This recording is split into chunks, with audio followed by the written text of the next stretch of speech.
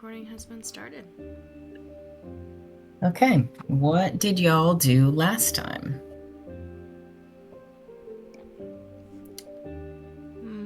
I was we not made here. it to Silwyn. Yes. Oh, and I instituted a new policy wherein I can't, if I name anything else with an S, stop me and kill me because I have too many S-related town names. Yep.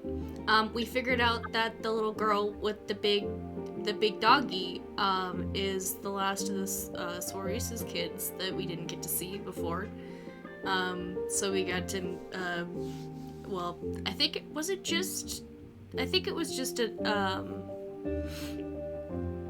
yeah, I don't right? think Aya properly did introductions, but if she's around when you guys next run into Addie or I can't remember the one Addie, who's currently in her charge of sister? Addie's name. Yeah. Addie's sister's name is Molly. Molly, there Molly. you go. It's like I should have known because that's next our time we run fucking... into Addie or Molly. Let me, yeah, so I met them separately. Garbled and Soot met Addie and her large dog. Yes. But we just said, hey, there was a little kid and there was a big large dog. That was just a separate interaction. Yep. Aya was going on a journey to find a tailor shop for some thread purposes, and that tailor shop happened to be run by Molly, who is the oldest of Pierre and Cerese's kids, and is currently looking after Addie, who is not their youngest. Maybe is their youngest. Hold on. I think you said the youngest. Is their youngest, yes. So, and Addie has very large, beautiful, silver Irish wolfhound named Gad. Who Victor had a sighting of and crossed the street to avoid. Yes. Nobody, Politely. Victor is not Gad's biggest fan, but that's okay. He has many other fans. Victor has dog trauma. It's understandable. So yeah, and then that was Aya's one of Aya's many little adventures last session. Yes. Meeting Addie and Molly, saying hi. Very into session just because I remembered Adder was up like later and was like, this song definitely seems like it's coming from this town, oh boy. And it's sad. We're lonely. It's like, great. Don't know what that means. What else did we do? I think we did some more... Aya saw the manor. Yeah, I did go and do a little scouting mission where she didn't even make it to the property yet before we started hearing puppy dog barking and stuff. Lots of roses everywhere. Like, seriously, a very large, concerning amount of roses that probably shouldn't have grown as far as they too did. many roses. Put those back. Considering how finicky it is for people to grow roses, the fact that they are like weeds currently is a little strange. Apparently the gardener really likes his roses. Yeah. You see my prize-winning garden and you say it's odd that those are so many and so flourishing. How could you? Considering the previous tenant is like, that wasn't how far those were before. It's a little concerning. Considering Victor has been gone for all of, like, what, a few months? I think like 6 months? Victor was gone over the whole summer. More than 2 months, Bestie. Yeah. It has been 4 months. Yeah. Yeah, 2 months with the party, 2 months before that. Yeah, Right? Sorry, so my math. Rosebushes I knew what I meant. take a long time to grow. That's a little... That's a bit much for them to be growing. Not if you're a really good gardener. Yup. I guess so. Okay. Love how no one remarked in the comment. That's fair. Best in Silwood. I don't think we heard your comment. I was asking if they were prize winning because they ate the competition. But Okay, rude. Disrespectful to my roses? No, this is said with high respect because most of my experience is dealing with various strands of demon roses. Okay. This is me as Joe. Everybody is saying that the roses are demon, and that hurts. No, the It roses does. are fae. It hurts. It just hurts no matter what is being said about them. Nobody gives them the respect they deserve. Yes. So the party has heard Aya's little scouting report from taking a peek at the manor, and has now spent a nice day chilling in Silwed. You're at an inn called the Old Mariner. Ah, gosh, so much baseball has happened since the last time we played, unfortunately. Pour one out for the Blue Jays and also the Mariners. And before that, the Tigers. Everybody in a long line of people just lost. But it's okay. They did their best. But you're at the Old Mariner, a nice little inn.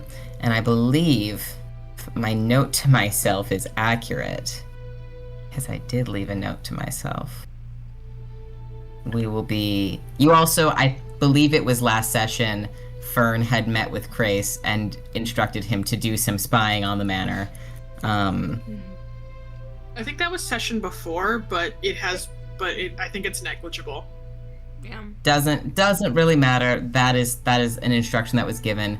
And we are going to be picking up in the morning of Rova the 16th, after you all had a peaceful and uneventful night in your inn room. Well, almost all of us. Yeah. So, unfortunately. When is he not Soot subject to the horrors? only had a minor horrors. Come on now. Yeah. Wait, where's the art that Nocturne drew last time? Oh yeah. Yes. Oh my god, what? I missed the art. Yes. So I had been Yes. earlier in the session, Nocturne had asked me, "Oh, can I do a little thing?" And I was like, "Yes, I'll get to that in a second." And then I forgot because and so I was like, "So Soot," in the middle of the night, and then Nocturne was like, "Oh, can I make my Hint, by charm?" the way. And then this is the accurate rendition of what happened there. Mhm. So I just had to little quick pivot. Beautiful. I think it really captures everything about the moment. I think that's the only summary we need of the campaign. Period. It's pretty accurate. So doesn't say anything. The horrors just look at him, and he's like, "God damn it!" This is also alternately Victor and then Danela being like, I want to make a potion, by the way, while we're doing things. Yes. Yeah. Okay. The eye artwork as my representative could be applicable to many situations, which I really love. Oh man. The horrors. So, apart from Soot, everybody had a normal, restful vibe. Yep. And it's So Just to morning. clarify, sorry, I wasn't here last game. Just to clarify, we are in a different town now? Yes, so We are in Silwed the actual town? Or is I the think we actual made it there town. the session before that, right? Quite possibly. I don't really know what's happened in what order and what episode, but you are in Silwed, which is the town immediately, next to the manor. It's the town that the manor, the Adderweed Manor, is associated with. Okay, yeah. Okay. Yeah, because I the just wanted one to we had been with, I think, when you were here, was the one that we met Navi in, and then we got here to Silwyn. Yeah, and we were spreading rumors and shit. Yes. That was Gerla. We are starting to spread rumors in Silwood, I think. Yes. Yes, now we are. Okay. Yes. Okay, cool. Just trying to remember. Yeah, Danela has been using disguise self often. No. Excellent. I don't know what she looks like right now, but I will come up with it. Alrighty. So, what is your goal for this beautiful, crisp morning? Breakfast first. Yes. Are we aware that Fern has talked to our good buddy? Yes, I believe Yeah. so. I think yes. Okay. I mean, Yeah, Fern would have been like, I'm getting reconnaissance okay. from the cool. buddy. I mean, Your murder honestly, friend. Sid's only thoughts are wait for that information to come to light and then just kind of have a little fun with some rumors again. Just in case Wants to spread some hot goss. he wants the cheese bag, you know? All right. Are you going to be doing hot goss normal style or suggestive style? Suggestive is not the right word. Suggestion style. style. Suggestive style. That's sued for adder. Sorry. Subjective style rumors It could spreading. be. Let's see. How many third levels do I get? The thing is, if we I could get 8 uses of that if I wanted to. Wait, I don't like that for me. I get 7 spells per day plus a bonus spell. Of my turns. This seems, as a GM, to me, like illegal. I don't Smile. I don't believe in this. Okay. You were the one who wanted us to try Pathfinder. I was. I'm gonna. I think I'll wait until after breakfast to start doing some rumors with my suggestion style. Okay. Rumors is my suggestion style. Non-suggestive rumors is my new band name. It's been a minute since I've had a new nickname. I guess I could Suggestive switch off rumors? of the non-suggestive rumors. What's my name? Here we go. I love the recurring bit of just turning quotes that we have said into the new server nickname. Like, it's one of my favorite things with this group, and it's always so funny when I'm in another group and I just do those behaviors, and I just do that because it's what you fucking do when someone says some shit that's incredible. Yep. And everyone is like, why would you change your nickname to that? It's like, Because it's why funny. aren't you? Have some Why was I fun? in competition for this fucking nickname? That is a skill issue on their part. I honestly cannot imagine not doing this. Yep. It's tradition in D&D and Pathfinder roleplays. We have to. It's just be silly. Be silly with the gang.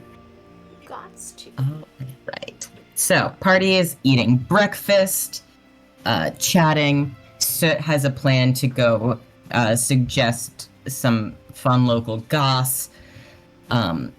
After breakfast, anybody else have items on the agenda? I just decided, by the way, that Garvold and Danela were like sorting out like we're like, we've been on the road for a minute. We need to reorganize our shit because all of our supplies are a hot mess, and that's what I decided you guys were up to last time. Cleaning out the crumbs from our travel bags. Yeah. Talking about fashion again. Talking about fashion again. So, any other daily plans today?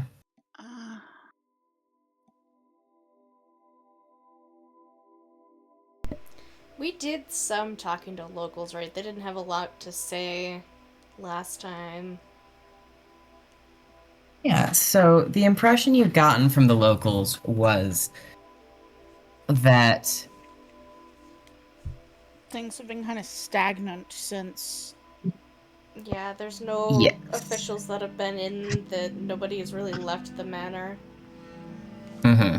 people have, like, seen their loved ones and their family members who work there, of course, but very little in and out of the manor, much less than usual. And many people are like, well, of course, considering others are just, waiting for the status quo to change again. Doesn't really affect them too much, as long as they're still getting paid, Hasn't made a huge impact on the locals, but it's definitely been noticed.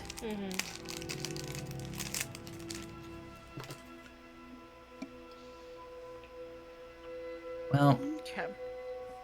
so you can finish your breakfast and go on your little adventure. I'll probably stick to like doing 3 of those, maybe. Okay, 3 little suggestions. Let me A moderate amount, let me invent some guys real quick. Just in case See I gotta here. save those 3rd spells for some reason. I'm just going to look up a random MLB roster and find the first name of a guy that looks funny. Oh man, there's just so many. How could you pick from these? That's the power of baseball, baby. All right, the first guy you talk to is a guy named Cole Sulcer, Oh, Alright. and he is a cheesemonger. Oh, fuck yeah. Is he where Colby Jack comes from? Yeah, his signature cheese is Colby Jack. Yep. It's his nickname, that's why he calls it that. Yeah, B Jack was an original type of cheese, but this is special and better than B Jack, so this is Colby Jack. Yeah. Oh.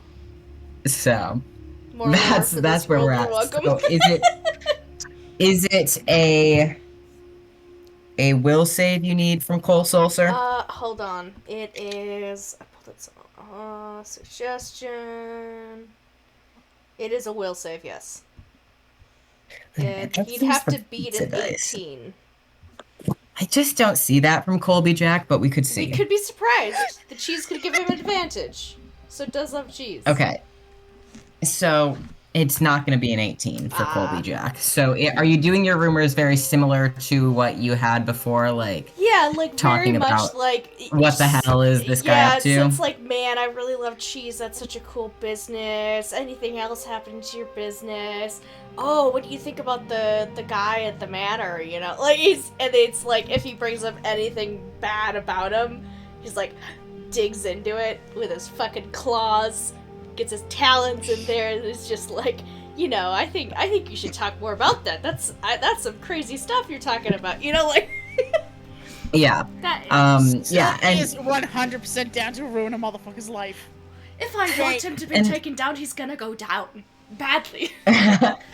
and so, Cole, inventor of Colby Jack, is very, like, he's a very go with the flow kind of guy. He's not really one to ruffle any feathers. Right. It's just, it's been a few months at this point, and it feels like the longer things don't go back to normal, the less likely it is that anything is going to go back to normal. And, it's just Yeah.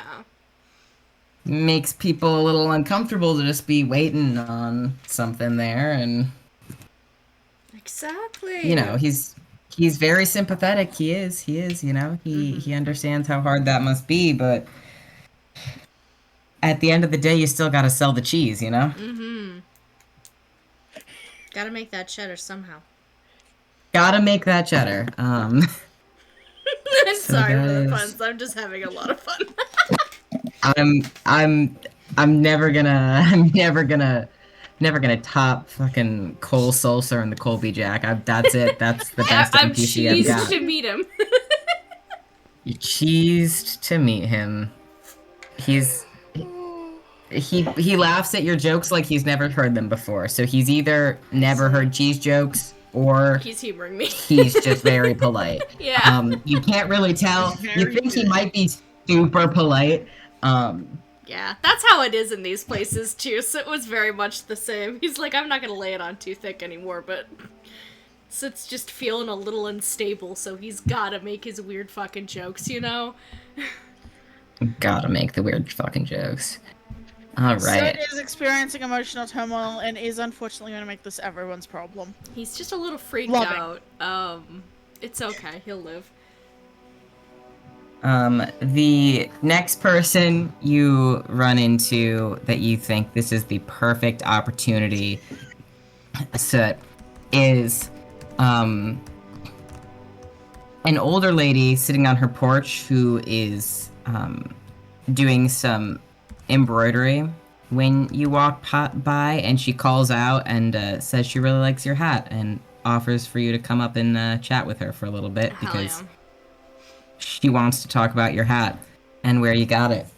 She's very curious about where you got the hat. Oh, hell yeah. Sid's gonna be pretty open about that. Just say he's, like, from Gangwed, like, you know. Okay. Honest about hat origins, writing Yep. that down. It's like, listen, there's such a wonderful lady over there. She has all these different hats. And she's a cobbler too, you know, which is crazy. You know, shoes and hats and things. Mhm. And she had it on clearance. You know, like, it was perfect. And then you can just add anything you want on there. It's just a DIY project, you know. Like, he'll go and talk through some fashion with her. She Crafty shows you fashion.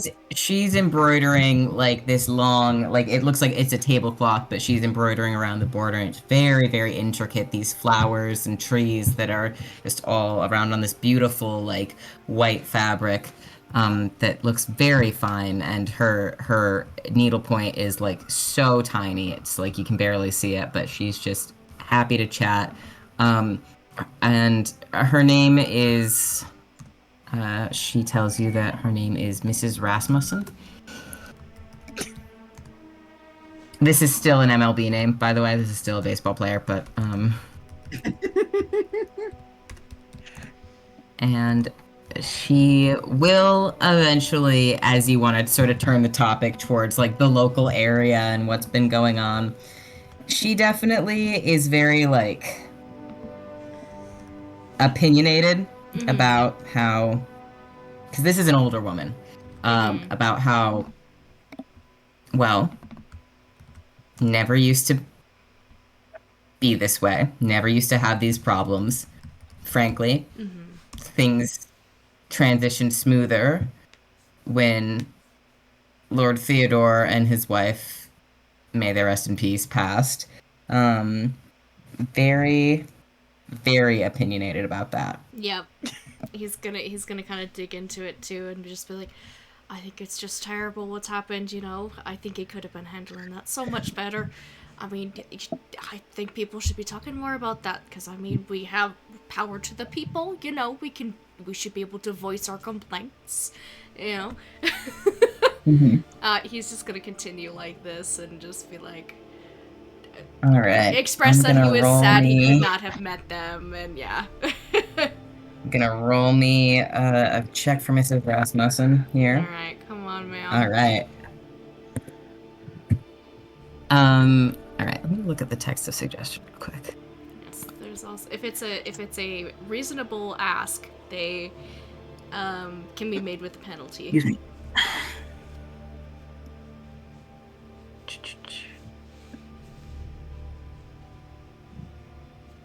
My love, you make it very difficult to see what is on my computer. You cast your suggestion, and she's sort of been nodding along and nodding along, and definitely like is in agreement with all of your suggestions. And as you're sort of getting ready to go and move on to your next order of business, she takes your arm, and she says, "Now, young man, you better be careful who you try to work that witchcraft on." Soot's gonna give her the softest, like, his charmer boy look, you know? Like, the one where it's like, ooh, caught your hand in the candy jar kind of look. And, he'll just kind of, like, give her hand a little pat and nod. And just say, promise it wasn't from the worst point in my heart here. Oh, no, I agree with you.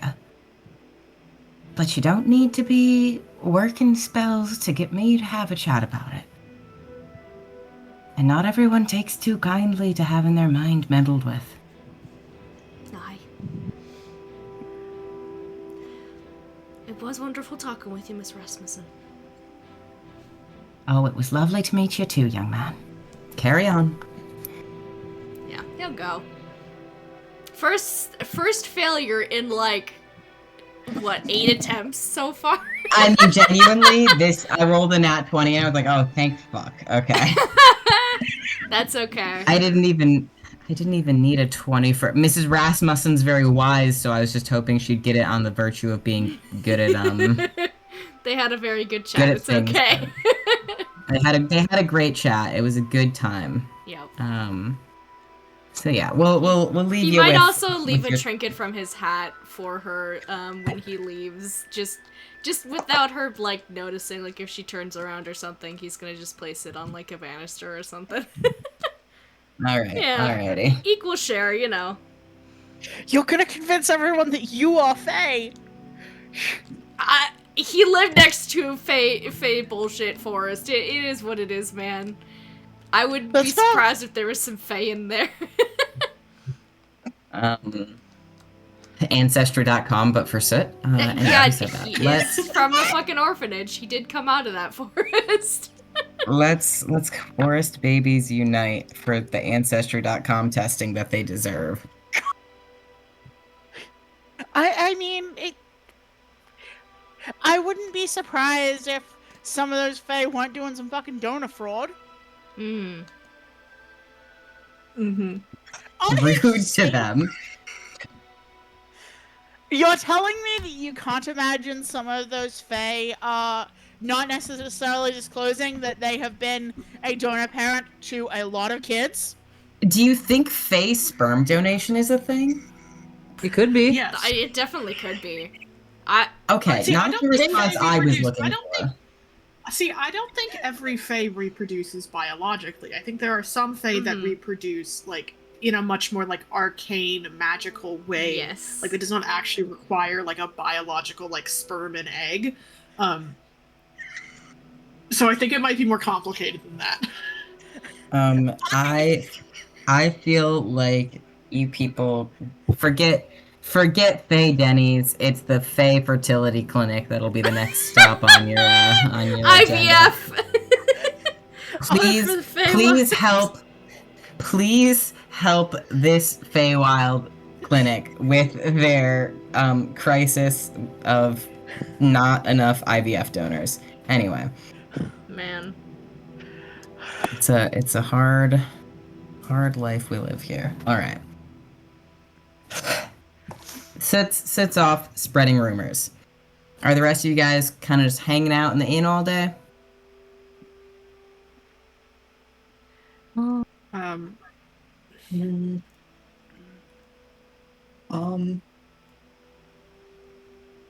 Victor feels like she needs to do more. Victor...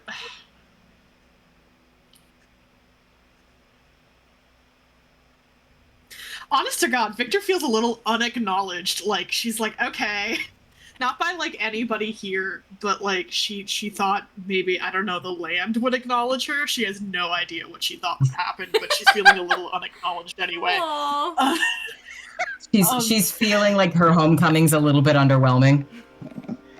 Maybe a little bit. The whole point was worry, it to we'll be get- on the download, Victor. Yeah. Yes, but she's also like, If Victor voices this, that's literally what Danaela's gonna tell her. The true homecoming comes Victor's like, when I didn't think I Octavian's would away. get this far. I didn't think. I figured something would have noticed by now.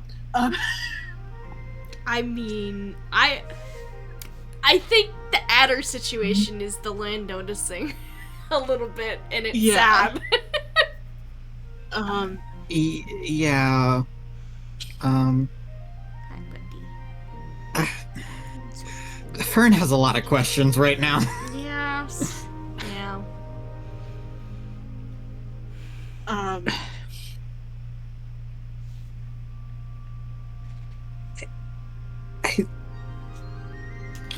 Can I would Fern? Sorry. Sorry, go ahead. I was gonna say, I imagine Garvold's in a state of like, I could go out and do stuff. I could mess with things. I could just go for a sneaky little trip. Oh no. Man, we're being so sketchy in this town. I think that's a bad idea. Yes, Garvold's But also- absolutely just kind of like is like in the waiting for things to happen is just like I could go do bad things. I could go. I could execute an ill-thought plan right now. We could really get shit rolling. Just chomping at the bit, wanting to cut it off. I Yep. think Aya is also a little bit like, want to be doing something, and if there's something that is available as an ill thought out plan, well, that's something that's available. Yeah. But she is restraining herself because Victor and Sut want her so aggressively about Mm-hmm. the everything. Mm-hmm. mhm. Um,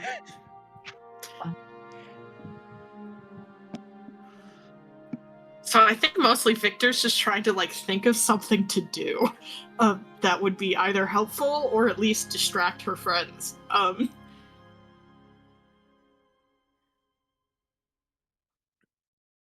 right. Are there any like 1-day jobs she could send them on, like something? I mean, yeah, if you are interested in going to a job board and like looking at what the tea is, you can absolutely do that. That's a good idea. We could see if there's anything requested from the actual manor itself. It would give also a good idea of kind of the general town's situation. Mm-hmm. Mhm.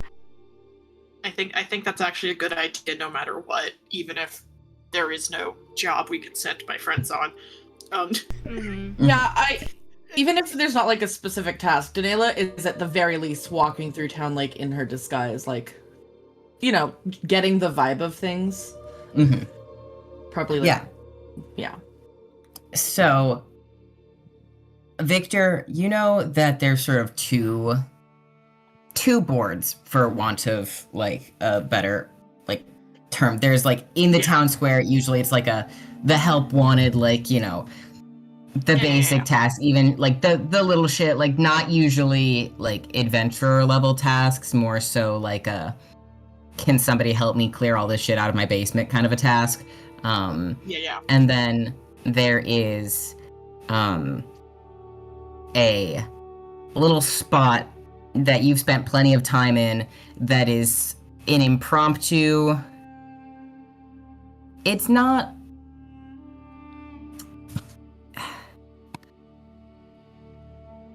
They don't call it a mercenary guild.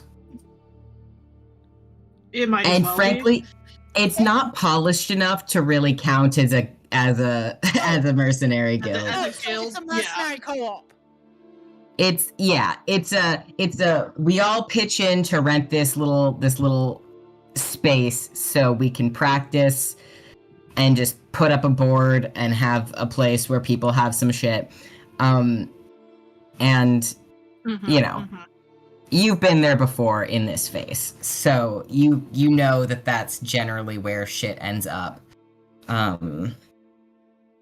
So you are able to lead the party to this little sort of hole in the wall, like Mhm. they kind of shoved a building at the end of a street where they probably like didn't really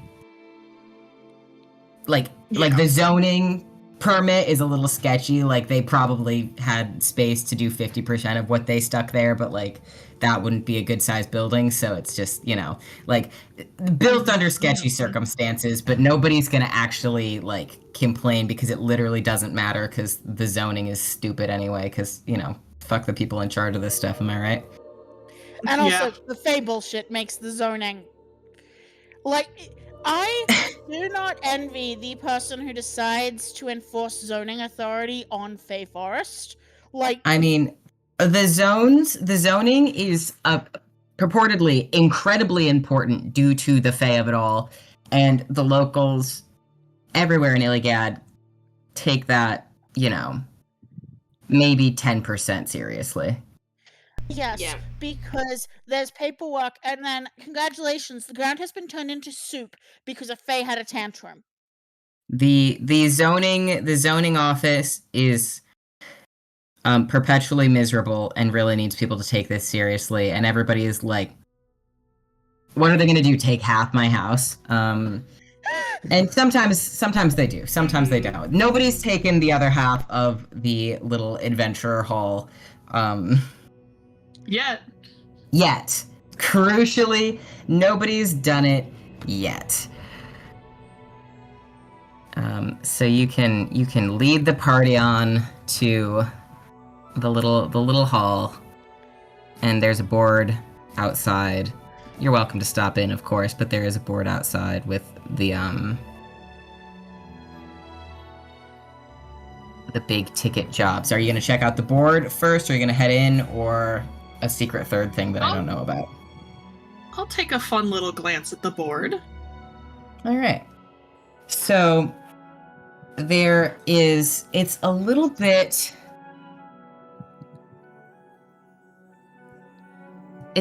chaotic up there on the board.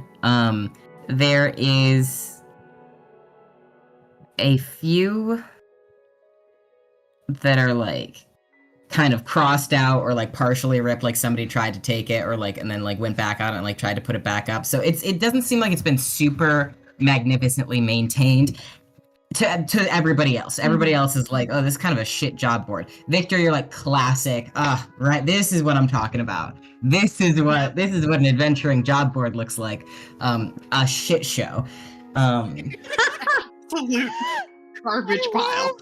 An absolute trash heap. Let's go.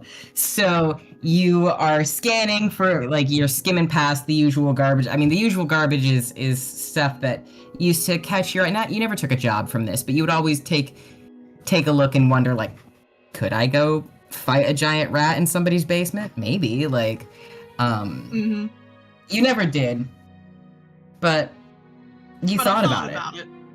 You thought about it. I thought about it real good. And, so now you're level 9. There's the usual help big rat in my basement style things. And Help then big rat in my basement. Yep.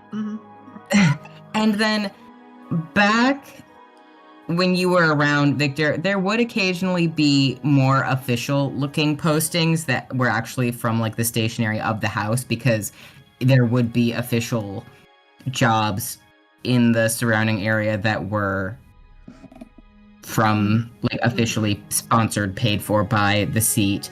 Usually those were more Fey in nature. You do not see any of those here today. But you do see one that, looks like it might be juicy, which is something, in quotation marks, moved in to Farmer Mac's old pole barn. Yeah. Not allowed to be there, needs to be gone in next 3 days. And directions to Farmer Mac's is about an hour east of town. So that seems like when it's something, could be a monster of some sort, could be a Fae who needs to be reasoned with, could be a monster Fae who needs to be fought, could be a bunch of possums. Anything. Could be a lot, but definitely seems more serious than giant rat in my basement, and less serious than there's a dragon over there. Though, these farmers, it's hard to say. I do have a follow-up question. Yeah. This is purely my own. Is it the same person who always has issues with a giant rat in the basement, or When I say giant rat in my basement, I want you to know that I am describing a genre of Yes. questy type things, because giant rat in my basement is a very easy thing for me to say without coming up with a new level 1 quest every time. However, yes, I love Bethesda games. old lady Danielle does have a recurrent rat problem, and every couple weeks somebody goes out and kills the giant rat in her basement. Look, you gotta give the level 1 adventurers something relatively safe to test their teeth on before they have to deal with Fable shit. It's possible that somebody is actually paying old lady Danielle to just breed the rats in her basement and let them out one at a time for this training purposes, but you wouldn't know. Yeah, that's not exactly the kind of thing you can ask. Exactly. So that would be impolite. So yeah.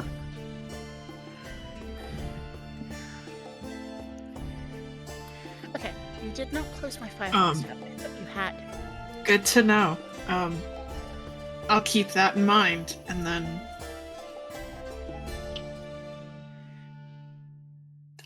let everybody in. All right. You open the door, and this is everybody on this quest, by the way? Is everybody coming to the adventure spot? Yeah, I'll come with. Yep. Always try Alright. about it. Why not? Gang's all here. You enter this shabby building, and inside, it's not bad. I mean, there's a fireplace, it's warm, it's well lit.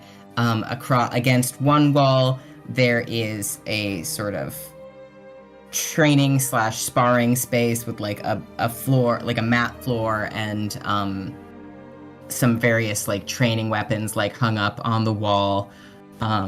On the other side, there is like a long table where people can sit to chat and eat and do whatever. In the front, there is a little desk. And then, of course, there's a little hallway down with some like rooms to some storage in another place. Currently, there are a couple folks sitting in the back at that long table up against the one wall, just chatting. Don't even look up when you come in. Nobody is sitting at the front desk currently. But there is a little bell that rings over the door.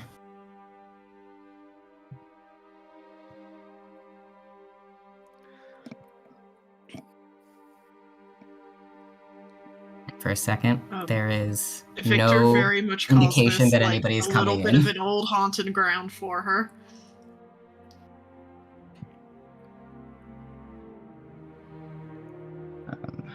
Love that.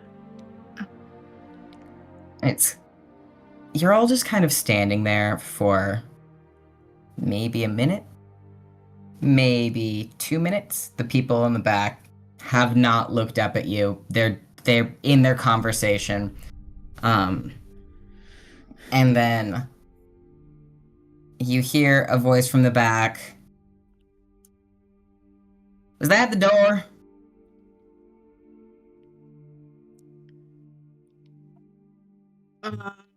Yep. Victor calls back as if, standard. She's going to go poke her head into the old training room to see if anyone's back there. You see a familiar figure. Not in the training room itself, but sort of in the or not in the training space itself, but sort of in the corner of like one of the like hallway rooms, like clearly having just taken off half a load of armor, still has like the leathers on the bottom half, just a shirt on the top, like trying to arrange all their shit. Deep purpley black skin, long pointed ears, shock of white hair, that is like short and very, very much like sticking straight up. Looks up at you and says, Oh, well, I'll be damned. You know, you weren't in any of the other haunting spaces. I was wondering if you were in town at all. Well, I just got back. You'll have to forgive me. It's a shit show in here, quite literally. Don't come in. Give me a hot second or 4, and yeah, I'll be out. Just 1 sec. Dang, didn't think you'd be coming back. Didn't know I'd ever see your face again, Rayla. Oh, well, you know, you always gotta show it in the old stomping grounds every once in a while. Alright, give me 2 I could secs. say the same things about you. Yep. Um, She comes back out with a little bit of a grin on her face. and do I have my pit crew of Phelan? Victor says, y'all want to meet an old friend? Absolutely.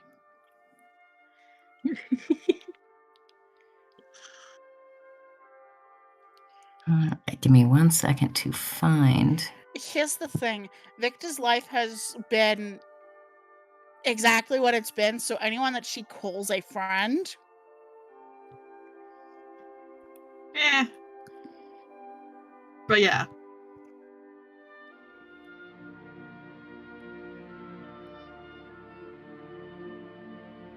As soon as we get Phelan on screen. I'm looking for. Phelan I know fucking it's. loved I know which thing it is in my folder. I'm just finding them. I have too many pit crews. This is what I'm learning about this.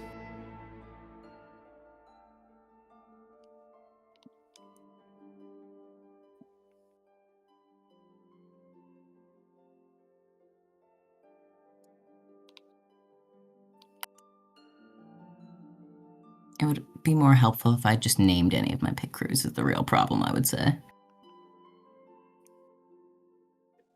Some kind Why of would you do organizational that? system. Some kind of organizational system, one would say, is kind of what I would think is most beneficial to me. Bestie, where are you? I've found basically every other NPC I've ever had, which is hilarious. Phelan denied. Phelan denied. Okay, I'll get back to Phelan in a second. We will circle back to their image. They are, as I have described them, a drow elf, a little bit disheveled at the moment, but they do come out of the back, having gotten the rest of their armor off, and look a little shocked at the number of people in there. And it's like, and you even made friends. Oh no, what a shock. There is none more shocked than me. Big Well, roll hello. in the eyes. Hello now, everyone. My name is Phelan. Pleasure to meet you all. Phelan taught me how to run a knife, more or less. Yeah, something that everybody notices is that something just in the mannerisms and the facial expressions and just the way the words are rolling out of this person's mouth, Nocturne is very much like, this is very Victor coded. This is giving Victor in every possible way, basically.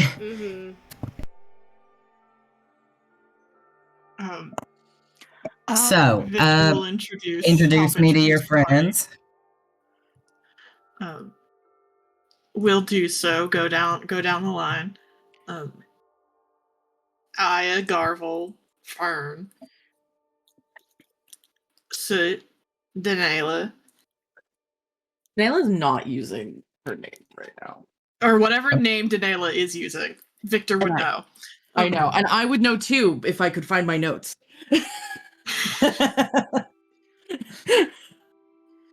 I mean, I switched my office and my bedroom.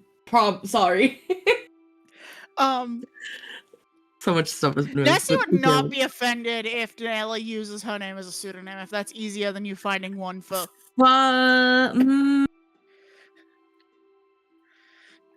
She would not do that. Fab. I had it and it was perfect. Oh well, 1 sec. It'll turn up.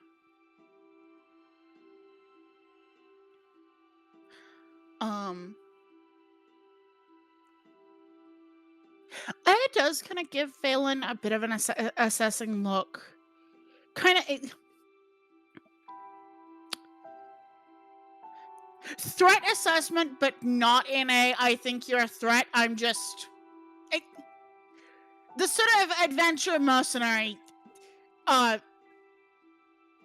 glance over to kind of vibe check. Absolutely. The Probably vibes receives a are similar. vibes are adventurer mercenary. Yep. The name was Danny. I found it. Beautiful.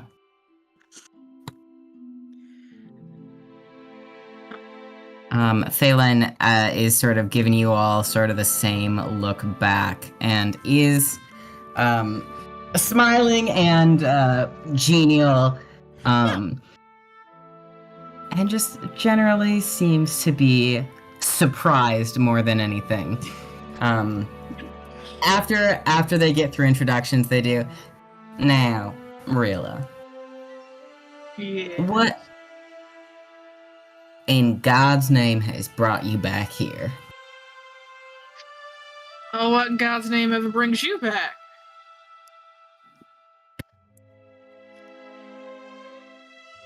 They just sort of stand there for a second, like, a fair point. You know, they give you the little nod, like, yeah, okay, fair enough. Well, I suppose that's reasonable, but I was certain when you stopped turning up that was going to be the last I'd ever seen of you, and you've gone off and found yourself something to keep yourself occupied, or got killed trying it, but it looks like I can pat myself on the back for this one. Well, I won't say it was ever a sure business deal ever. You were right on that front, Phelan, but I think I've turned out at least somewhat functional. I mean, at Alright, least I got a crew. Little tease. Elbow. I'm gonna choose to ignore your tone. Because I am proud of you. And that's the last time I'll be saying that. I will take credit for all of your success, and I will say to all of your failures that nobody said I was a perfect teacher. Big little bit of laughter from Victor. Well, I mean, I don't want to impose, but I did just get back into town from... I don't want to discuss it. Any chance you would love to buy an old pal a drink for old time's sake? Oh, well, for old time's sake. For old time's sake, of course. Already pulling out familiar money in familiar patterns. Phelan is like literally waving to the people in the back and is gesturing out the door like the drinks aren't gonna get themselves. We'll take your coin as they head out. Mm-hmm. Just I snag will it and get pop it in them your talking pocket. before they get me talking as usual. As per usual. It sounds like they where ran been, into what their jobs. Yeah. they ran into a large living tree. Well, all trees are living, but you know what I mean. And well, yeah. And you do see there's some sticks and brambles in their hair. It's not. It's clearly they did literally just come back from something that was not their finest hour. Mm-hmm. But it's so chill.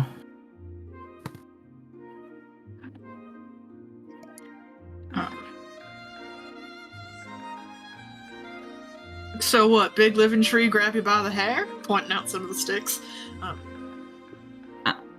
Maybe. I was doing some tactical maneuvers, and there were more branches than expected. Uh-huh. But you will notice, I am here, and the tree is not. How'd you end up taking it down? Through my remarkable abilities. Thank you very much. Just never dealt with a lot of the plant-based creatures, so I don't know. Oh, well, you know, the usual methods do tend to work. Same as anything. Downers. Yeah. Oh, I see. Yeah. I picked them all up closer to Camlin, the border. Camlin. Dang, really? You got all the way to Camlin and you come back here?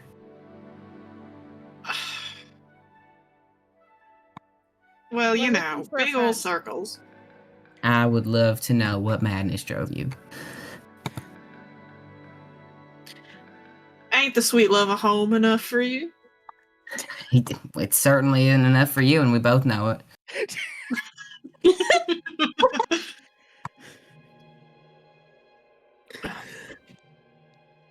Well, you know, business is business wherever it takes you.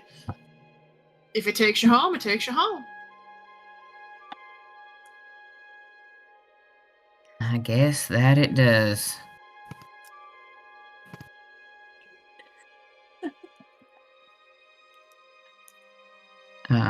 They have moved on past your question, Aya, and do not Yeah. seem to have any intent of returning to it. No, that's okay.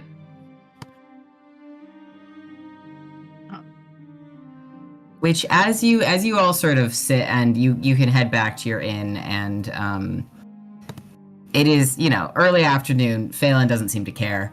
Hold on. You found Hold her? on. You found them? Phelan is here. Phelan is an all pronouns bitch. Oh, incredible. Phelan is in all pronouns, bitch. Found her, him, them. Yes, so true. I love that. This is that. Oh, I love them. The Oh, Yes, love it. Gremlin. This pit crew is not scrungled enough. No, but I can imagine. I can imagine like it. Print that picker out. Scrunch the paper. Unfold Yeah. it. Re-scrunch it. Dip it in some pocket grime a few times. Then Yeah. You have seen my vision. Yes, absolutely. So this is Phelan. You do notice over the course of, I mean, they down a drink quick and have do not show any signs of intoxication. They're just like going and chatting. Phelan has a tendency to hear a question, acknowledge the question, make as if they begin to answer the question, and then conveniently, oh no, the question got left at the wayside, moving on. For basically any topic that gets brought up. Which again, So much is making sense. yeah.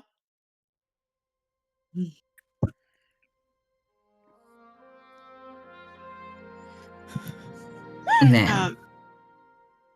So, enough about me. What have you been up to in this time? Tell me what have you gotten yourself doing? What's your specialty? You still using a knife? Are you still what are you up to?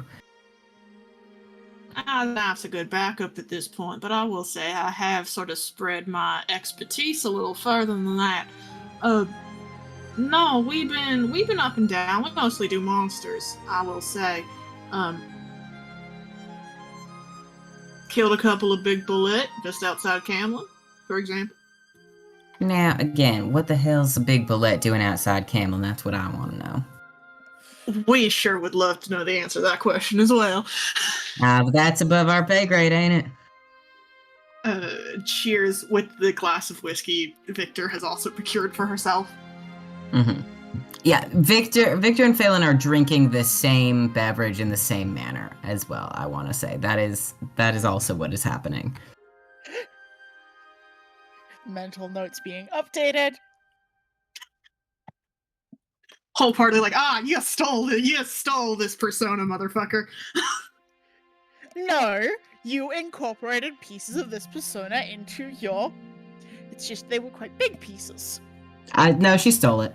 No, if she stole it, then Phelan wouldn't still have possession of it. That's fair. We are in a very Fey place. Yeah, so, no, semantically, she did not steal it. That is fair.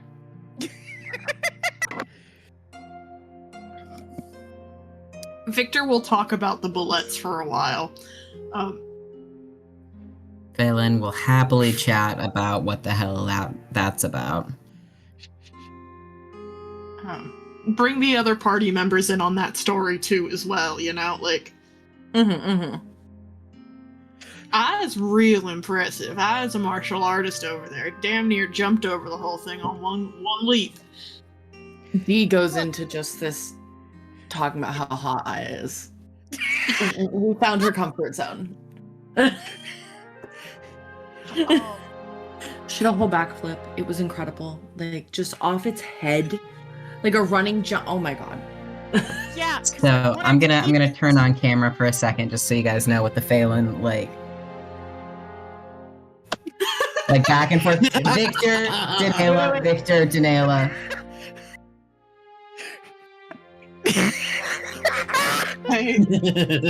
Phelan, like I've spotted some dikery. I'm seeing some fucking lesbian shit happening here. That is I clearly. will make the statement of, yeah, I wanted it mad at me and distracted by me so that it wouldn't eat more of our horses or our back line. I see you took my advice. Find somebody who really likes getting hit. I found a couple of them. Well, that's even better, right? I mean, to be fair, the two of them, at Garvold and sort of Aya, like, they're pretty good at not getting hit.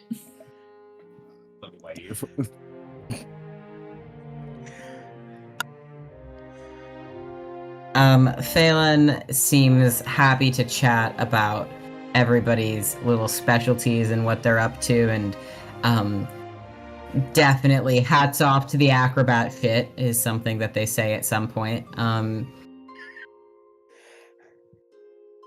But a fun little chat. Phelan has consumed so much whiskey in the past hour, you don't know that somebody should be standing. But not one, not so much as a sway. Yeah, Dia's definitely been keeping track of that. Bestie. This is impressive.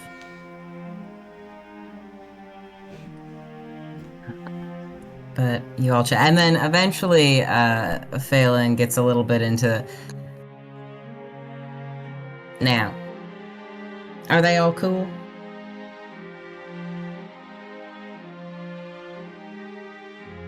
Victor looks like she wants to, make a joke.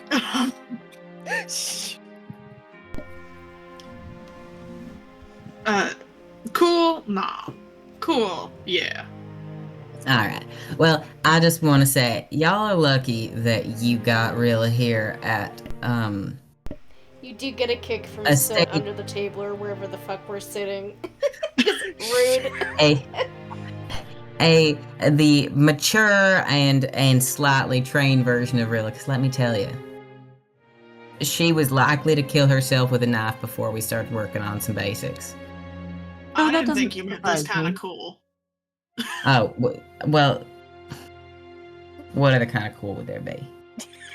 I don't know. I didn't think you were gonna start airing my fucking embarrassment shit on them. Well, why did you introduce them to me then? Roll her eyes, but very much sit back and I'll let this happen still. Basically, Victor gets roasted for being bad at combat for, 3 to 5 minutes. Not a super long time, but just there's some mimery involved, Daniela is living Oh. for this. I mean, Danny's Some one of the D. expressions that Aya makes, like, she gets her fan up over a lot of them, not all of them. The light roast of Victor. But then they do conclude it with, now, everybody's like that. I was like that. I'm sure y'all were like that. It's not like that's anything unique, but it's my opportunity to, I just never thought I'd get the chance to reminisce on the old days. With you specifically, I reminisce on the old days all the time. Really, not So- that much faith in my ability to survive, I see. I had plenty of faith in your ability to survive. I think, perhaps too much faith in your ability to fuck off and get out of Dodge. I suppose that's fair. And again, here you are. Here I am. So y'all on a job? You could say that. Alright. We're kind of passively looking for someone, but Anybody you'd like to tell me about? I mean, I will relay about looking for. Was Scout the name of the? It basically relay about the kind of missing persons that we're doing for Snurson. Ah, yes, the Snurson persons. Sorry. Yeah, because I figured that is a much. Person, safer ground. person. Aya doesn't know how much Phelan knows about Victor's situation, so is going for the safer. We're in this neck of the woods because we're looking for someone who who theoretically had to go back to the woods. Yeah. Yeah, and Scout was the name. Phelan will listen to your explanation of who you're looking for. When you get to it's that sounds like they just really insisted on going to the forest. They do like, yeah, I kinda heard that's I mean, it doesn't necessarily mean that you won't find them. Necessarily. Mostly my friend wanted answers as to what happened to them, so it's... Well, is your friend good at handling disappointment?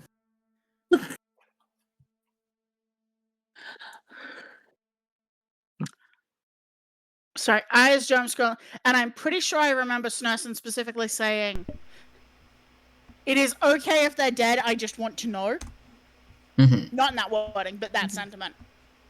That is basically what the Snurson had said. Yeah. They just want to know more certainly, even if it turns out that the 5 of them are gone. Well, I wish you luck. And That's I my will good keep luck. an ear out and even maybe one eye on the off chance that I run into anything.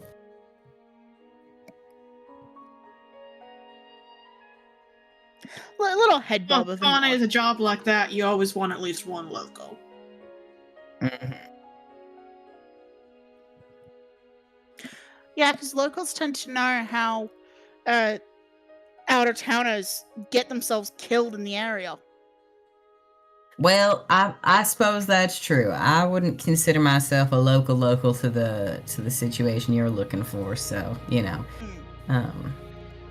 I wouldn't count on me too necessarily, but also it sounds like maybe this person is less an out-of-towner than maybe they thought they were, so it's possible that they are happily living a brand new life.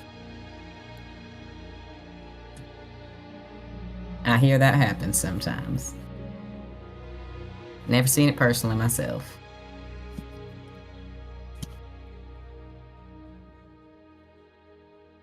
One is we'll be walking toward the forest more or less likely pretty soon, but Silhouette's always a nice stop. Oh yeah. Well, I hope you did not stop here just for the sake of seeing my old face. but I do appreciate that you took the time to come say hi. Nah, I didn't know if you'd be in town at all. Well, I do try to be Good to in see you town. still in one piece. Well, there was never any doubt about that. Hmm. I Oh, don't know, now, by come the end on. there, even I was getting some good ones over on you. Come on now, a couple good hits out of luck from you. That's a little different than some of these things that I deal with. Is it?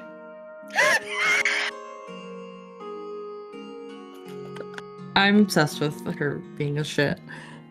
Anyway.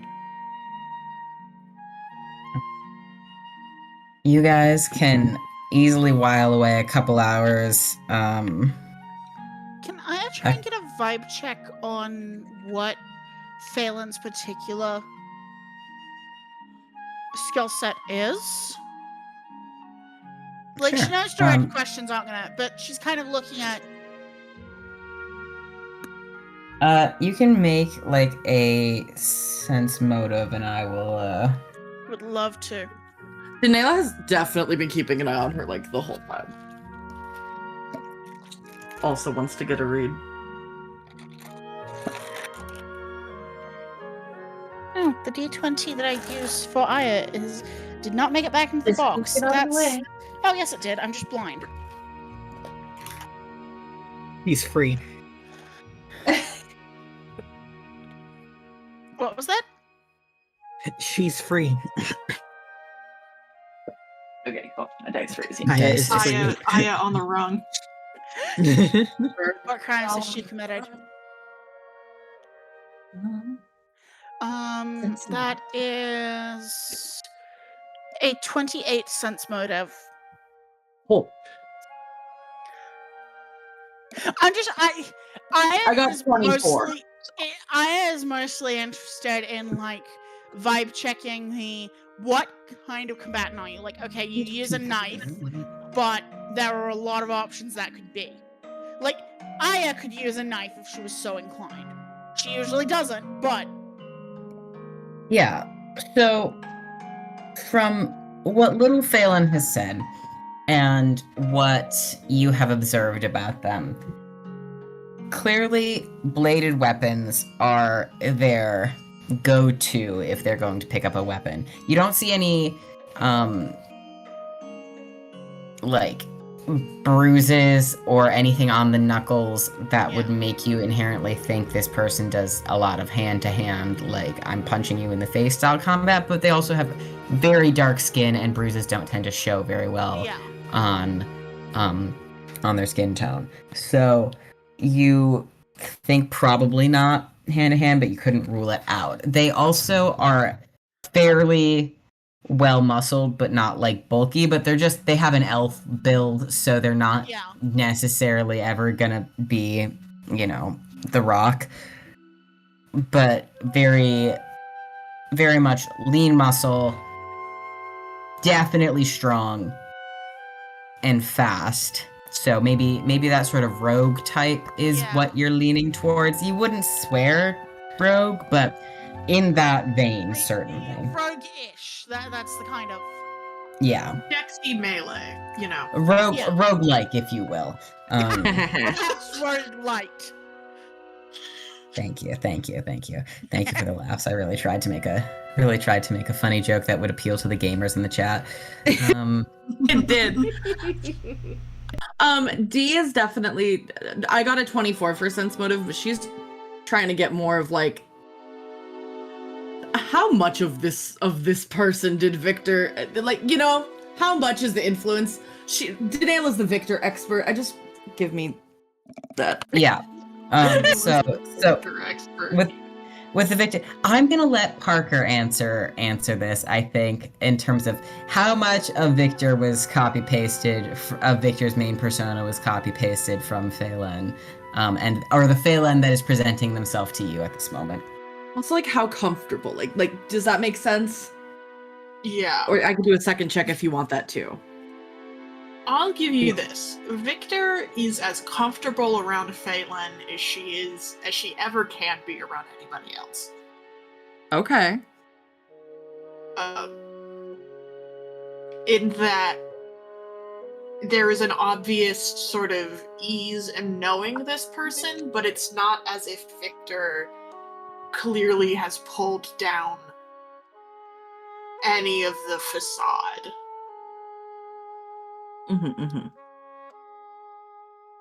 Okay.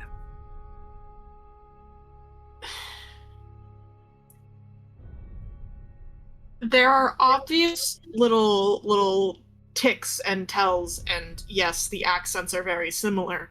There are little bits where Victor has clearly copied some of the mannerisms.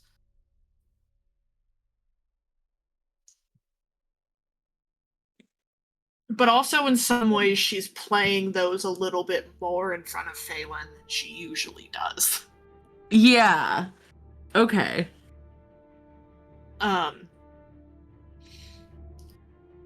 go so far as the vibe is less... Whew.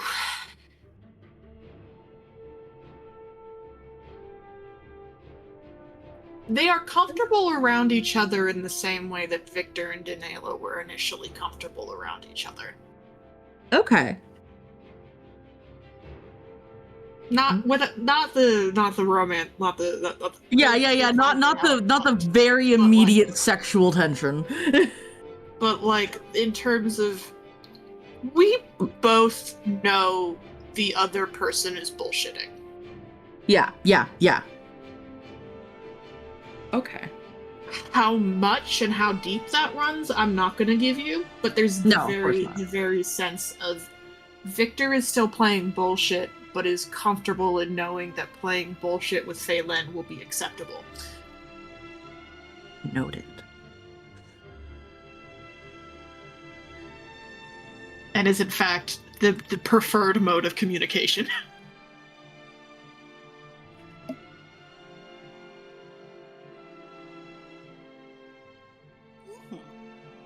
For as much as Victor is talking and as much as Victor is telling Phelan, there's also very obvious things that Victor is leaving out of these stories. Yeah. Dia's very much been letting Victor lead this whole interaction, as I feel like the rest of the party really has. Okay. Yeah.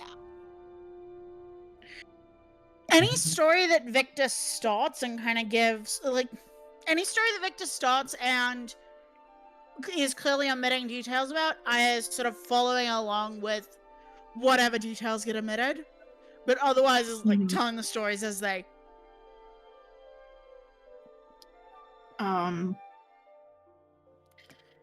Victor will tell a modified version of the hags, slipped a little Fayside. Fought these bears at one point. Fought these bears. The fucking human teeth. Bears with human teeth, maraca'd them to death. Phelan, of all the people you've mentioned anything about your travels to, Phelan is the least phased by anything. At most, bears with human teeth gets you a little wince, ooh, don't like that, just because don't like that. Yeah, but just because it's gross. But the maraca-ing very as you do when one has bears with human teeth. It's all very casual to them. It seems like this is somebody who has heard a lot of stories and seen a lot of shit. And this is somebody who has been in the game long enough that people who are less good at it tend to get killed. Yeah. And another thing you notice about Phelan is that they don't have any visible scars on their face or on their hands. Now they're wearing long sleeves, you can't see anything else, but for a lot of adventurers they're a lot more gristled than this at this stage.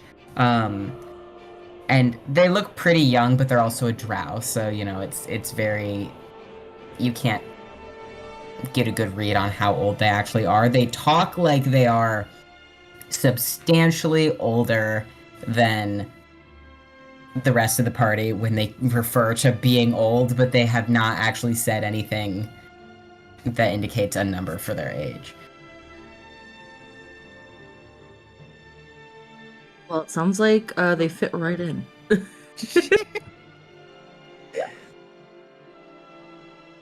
You spend Victor was definitely a liar and a bullshitter and a socially manipulative person before she met Phelan. Phelan put a few new tools in her pocket. It would help tone. Is Phelan Yeah. the Good reason practice. why the OSHA scam happened? No, Phelan did not invent the OSHA scam. Victor invented the OSHA scam. Like, That was a That was a Victor Victor original. original. Phelan just helped perfect the lying, you know? the Good vibes. soundboard, you know? The whole town of Silhouette helped perfect the vibes. I think Real. that claiming to be from Progressive feels more like Phelan, but claiming to be from the city, no, that was entirely Victor. Now, does Phelan know what insurance is? You've never asked.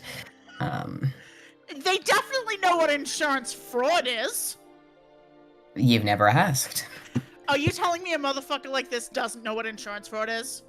Can you know about insurance fraud if you don't know what insurance is? Healthy guess. For the bit, yes. They'll find some way to defraud you. As well as, for all that Phelan seemed to insist on Rilla paying for their drinks, and did make Rilla pay for a few of their drinks. They drank a lot. They did not pay. They did not make Victor pay for everything.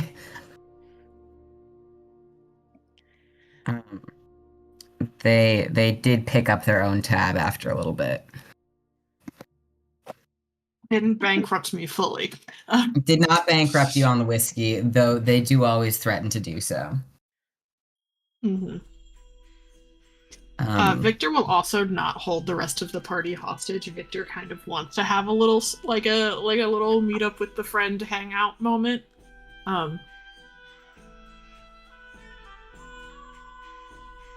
Victor will also low-key prompt Phelan for like, so how's business in general in the region? What fishing for, yeah. like, has anything popped off on the board? Like, you know.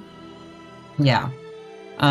Phelan tells you that it's been a dry spell of contracts from Adweed, but, well, enough said about that. There are more people going sort of west towards the forest, some bigger jobs that are happening over there, that Phelan wants no part of. That's for other suicidal fools. And the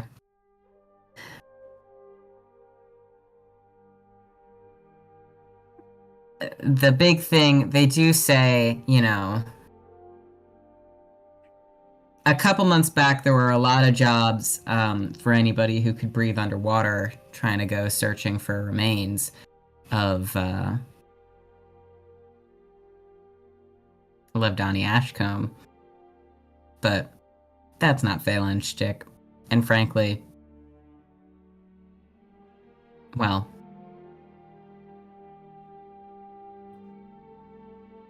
it was a wild goose chase to begin with, so... Of course. But they were paying good money for it.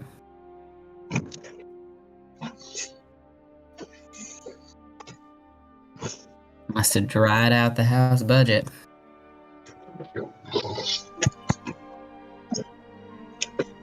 Or I'm they just sure stopped they barely made a paying. real dent. He was pretty good money. Not that they had to pay out anything for actual found remains, but they did pay for the time, which Shocking. Some folks made a very Indeed. good payday. Just spending a few weeks down there hunting. But yeah, if you're needing work as you're going west to find that scout, well, there's plenty of jobs out there by the edge of the forest proper. A lot of fun over there for those folks. Mm-hmm.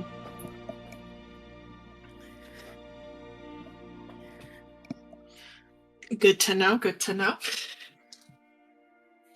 So that's the vibe you get from Phelan. And you can spend. Could I do one more sense motive? Yeah, what you looking for?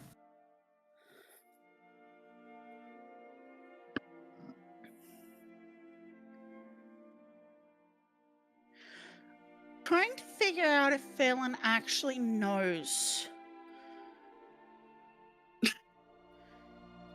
With the wild goose chase comment. Yeah. Yeah.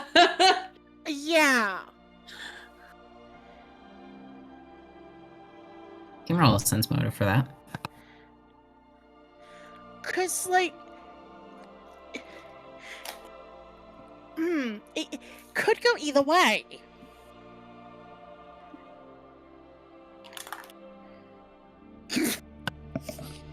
Thank you. That was the best timing for that.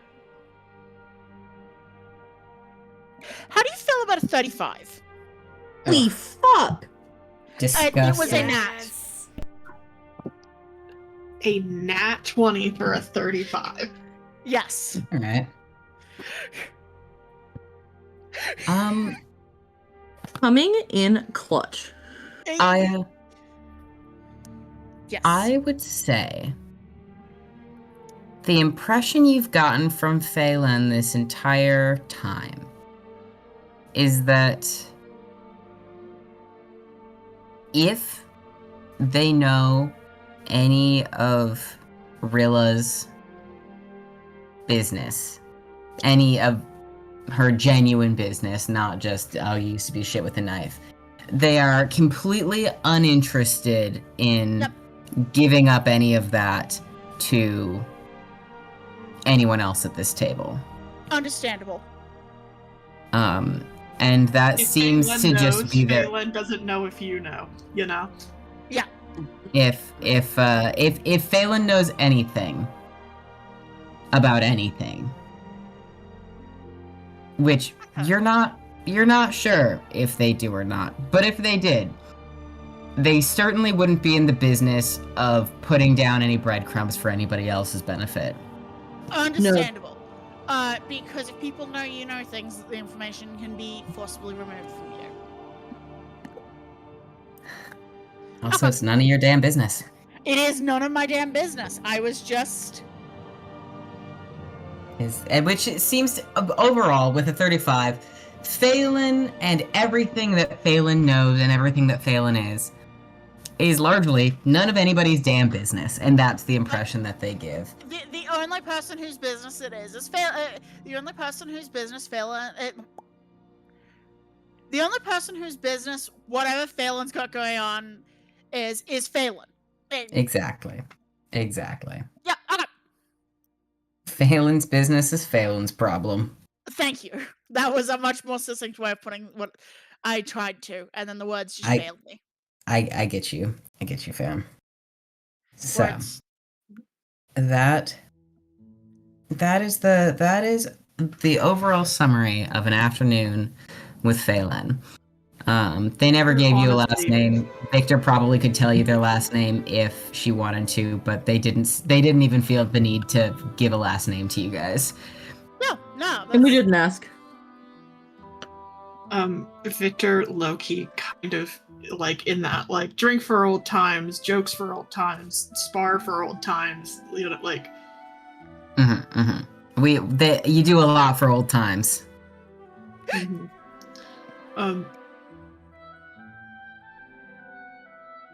Victor does surprise them with the gun. Yeah. they are impressed and Victor sets Um, up that spar as if she's going for the knife, and then Phelan goes to move, and then there's a pistol loaded directly in their face. now, hold on a second. What? Bitch.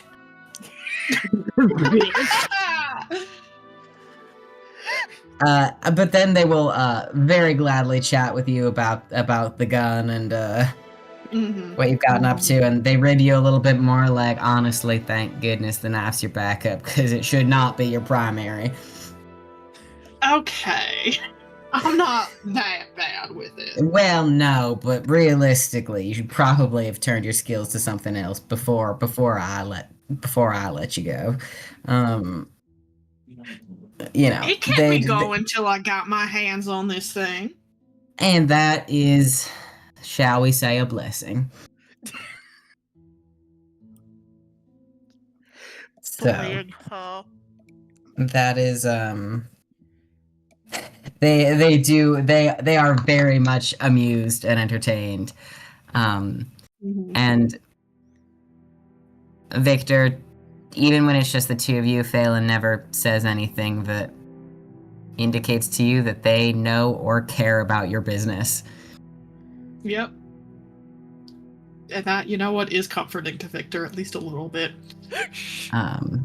So long as you don't know or care about theirs. The usual. God bless she doesn't. God bless. Victor does point out the one particular like hefty job she noticed and was like, that's probably worth something.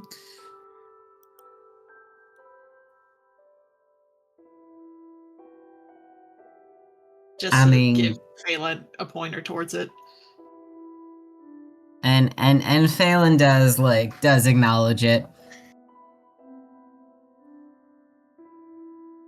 Does make a comment of, I need a fucking bath before I can consider going out and doing any other business with some ambiguous something. Didn't know it was going to be a tree, by the way. Oh, of course not. They just said, something's moving out there. Well, what is it? What does it look like, ma'am? Oh, you know, tall. Alright. Tree How lack. tall? I ask how tall, they say. Oh, you know, taller than me. Alright, so I'm thinking slightly taller than me, right? Uh-huh. Because you don't say taller than me if what you mean is taller than your damn house. They didn't technically lie to you now, did they? They didn't lie to me, but they didn't provide useful information. And this is what I warned you about, was it not? Mhm. People say stupid shit and expect you to do a miraculous job with it.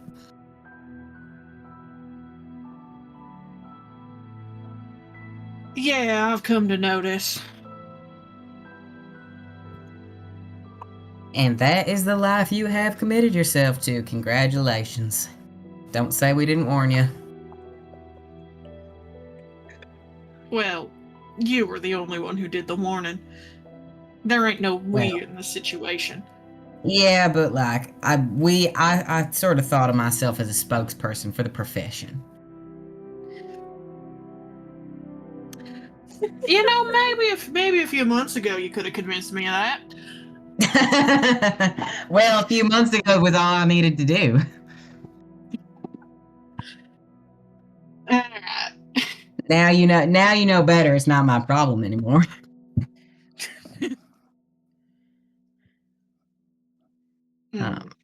But you have a good little afternoon catch up with Phelan. This is a homecoming where you felt welcomed. Thank God.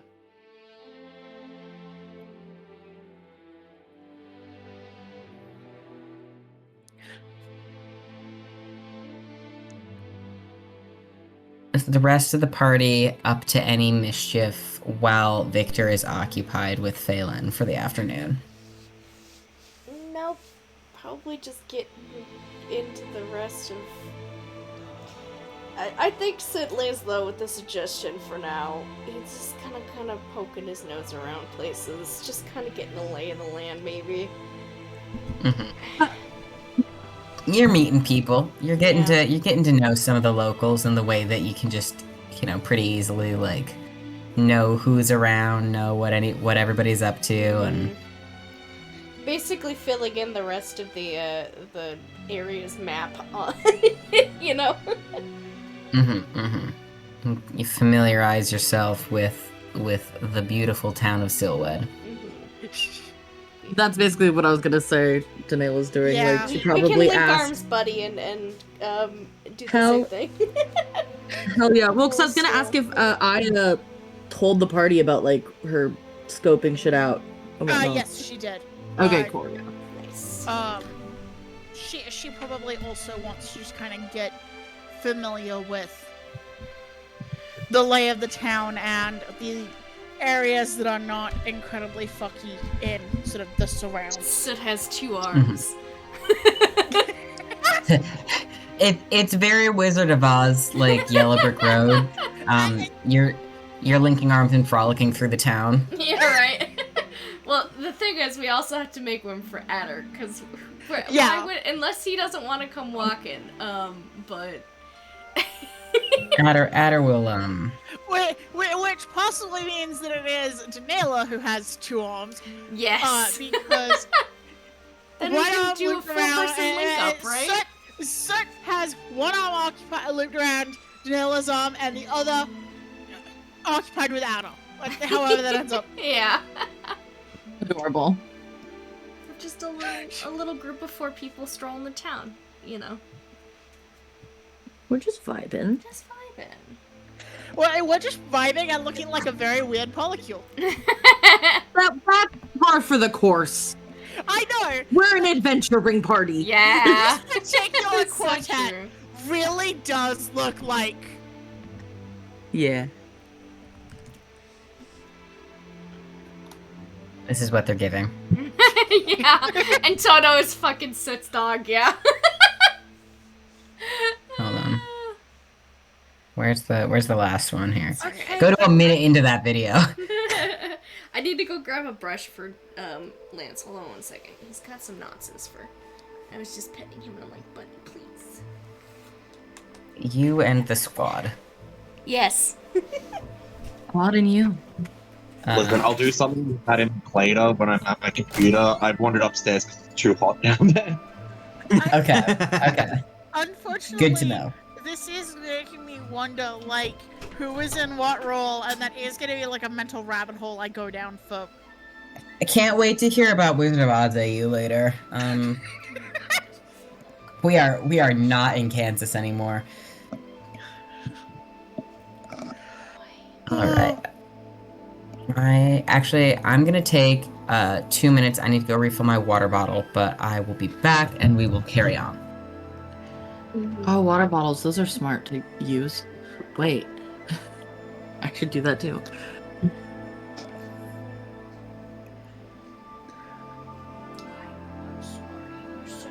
Oh no, it was Yeah. looking so good and then I fucked it.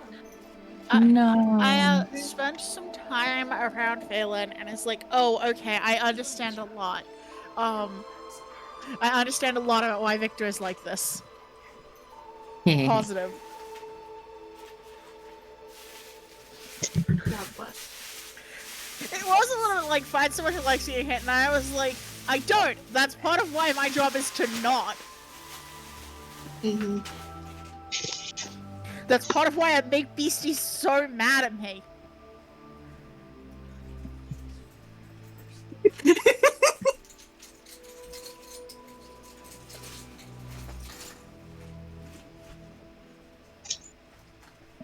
What are we looking at?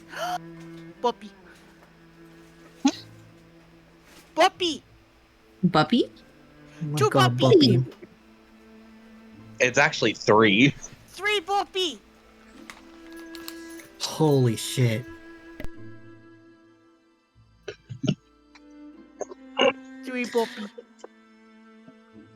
They're my beautiful puppies. This was looking so good before I tried to be good at it.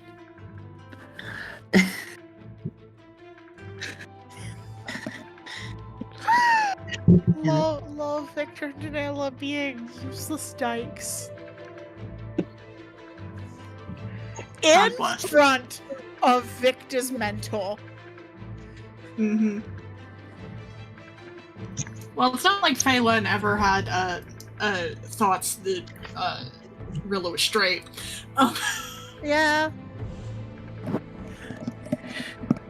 Yeah, I think if anyone ever thought that Victor or any of Victor's identities was straight, there's something fucking wrong with them. I think Victor would need to win an Oscar. Mm-hmm.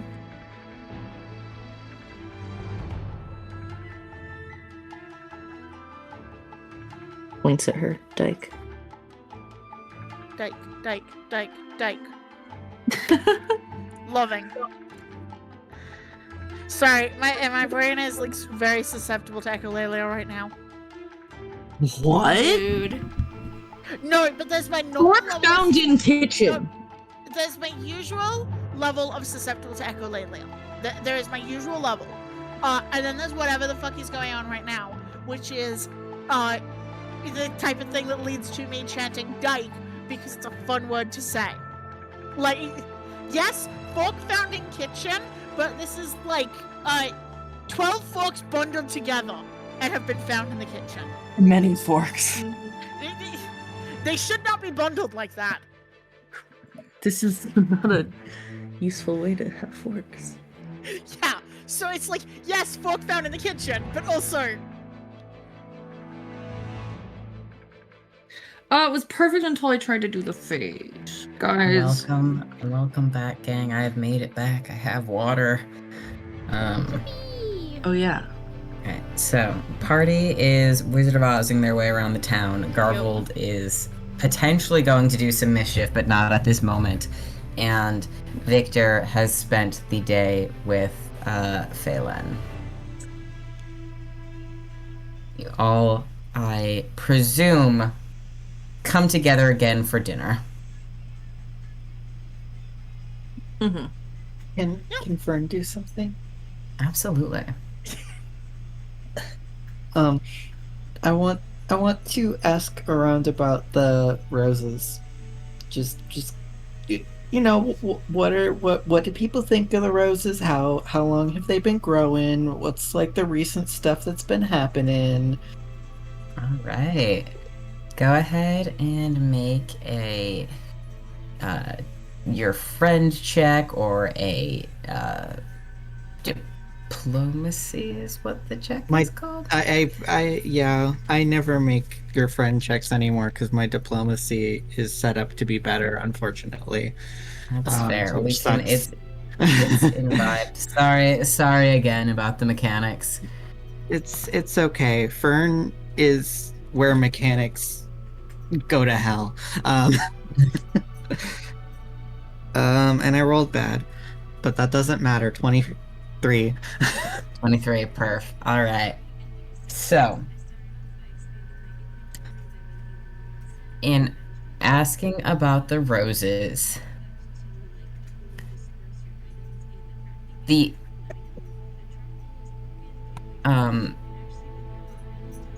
sorry, there's somebody's mic is picking up on something. That might have been mine. I'm so sorry. You're good, bud. I was just like, I'm hearing sounds and noises and my brain is turning off. The first vibe you get when you ask about the roses, Fern, is people being very they're very impressive. You know, they're very beautiful. It's very impressive to maintain so many roses so well. It's you know, it's an immaculate garden. It's quite impressive. Is sort of the initial vibe. If you poke a little bit, Yeah.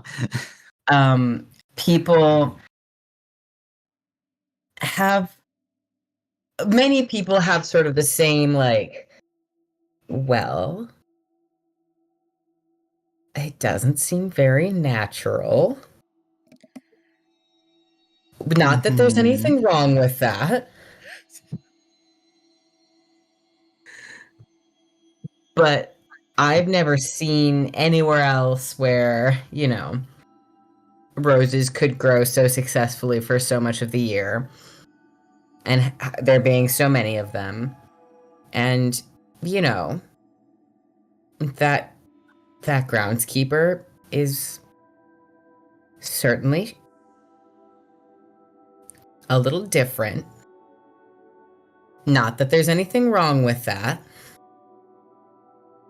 Mm-hmm. And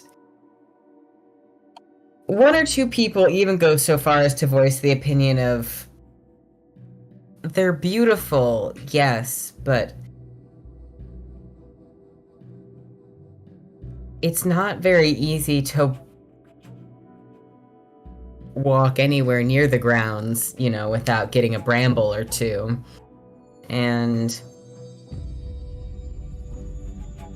it does seem a little hostile sometimes. They're beautiful, but they're not very welcoming, is Yeah. the vibe on the roses. Have they grown more recently? Like, are there more recently than there were? They've always been spreading for a very long time. They've been spreading. It used to just be that they bordered the house underneath all the windows, but now they're sort of everywhere. They've definitely grown more this summer, but the weather was good for it. It was very seasonal for the roses. Not that the weather always matters. It seems like they'll grow whenever, but there's definitely more than there were last year. But every year there's more than there were last year. Sort of like the trees in its own way. Not that there's anything wrong with that. So nothing special about Victor being gone. Nobody says anything to indicate that.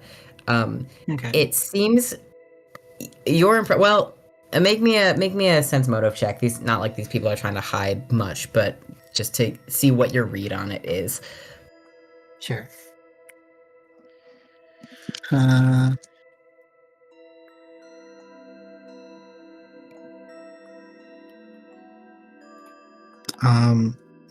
Never mind. Tell me the roll. This is how Dungeons and Dragons works. I rolled a 1. All right, so it still means that I tell you information. That's how this works. I know, it's a 14. Okay, so fucking on a 1, of course. It's a 14. I love Pathfinder. So, your initial impression, Fern, I will say, is like, yes, like, this is normal. However, at least one of the things that people say just kind of makes you feel like nobody really wants to say anything too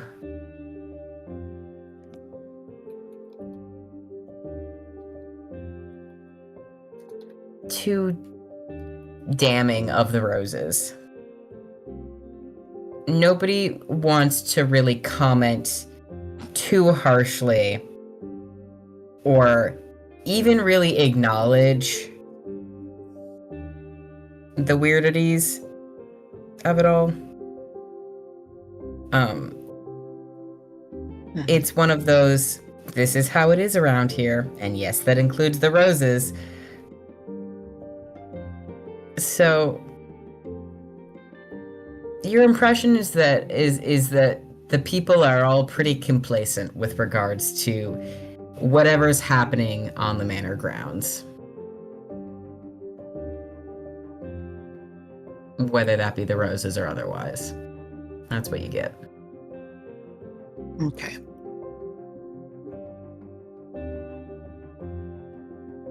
Weird.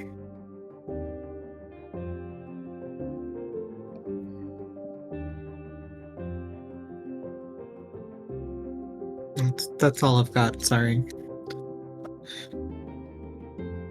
Don't apologize for doing a thing. So we are now at dinner. Fern has gathered some rose-based information. Victor has had a party time with Phelan. The gang has wandered the town. You know, met a guy named Brennan Bernardino because that's a great name. That is also a baseball player. Mhm.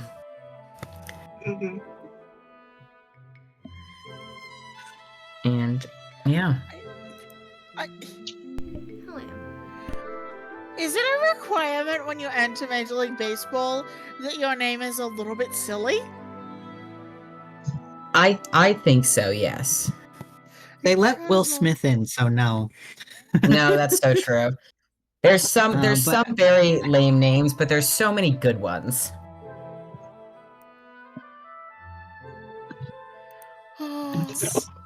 A pair of lads that are on the Boston Red Sox. Brian Bello and Brennan Bernardino. Listen, Brennan Bernardino is such a baseball name. Oh, yes. Brian Bello is a modern baseball name for sure. It's a baseball name, but it's much more modern era. Brennan Bernardino is a motherfucker from 1942. So true. You get more interesting baseball names nowadays because they let non-white people play. Sorry. This is very true. This is very Why true. would you- So real. Why would you say something so controversial? It's so brave.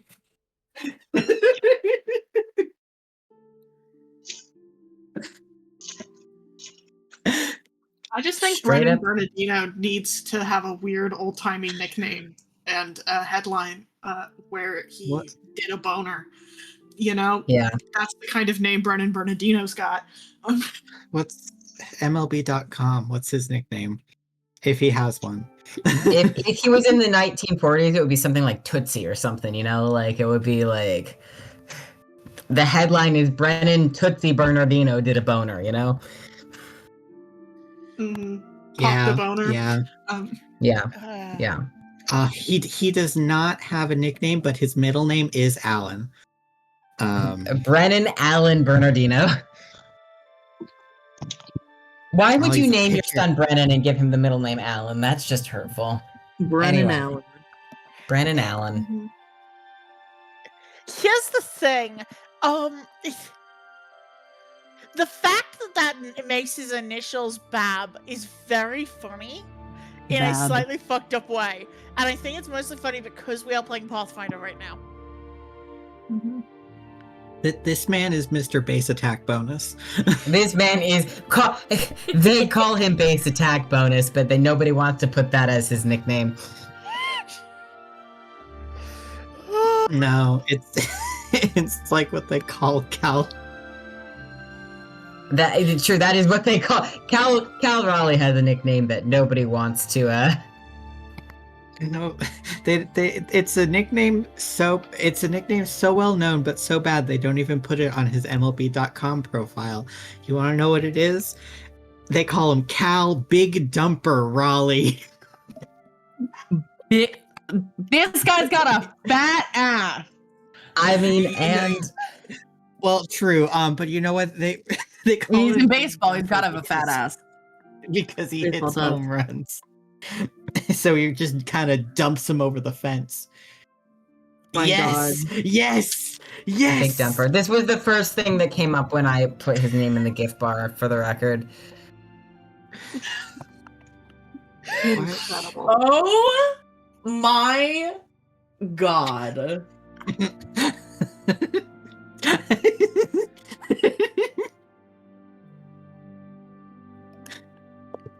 He Sorry, I respects women. remembered I had this other good baseball gift saved, and I forgot that clicking on them immediately sends them.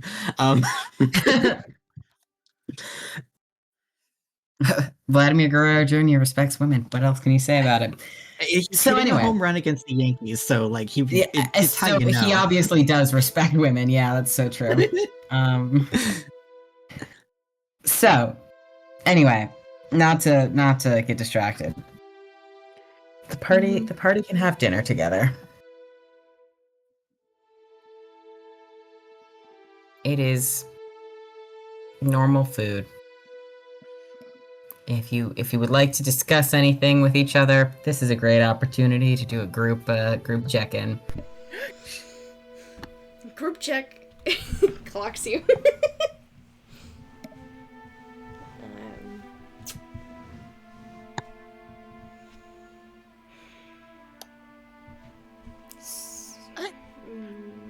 Trying to think of So I know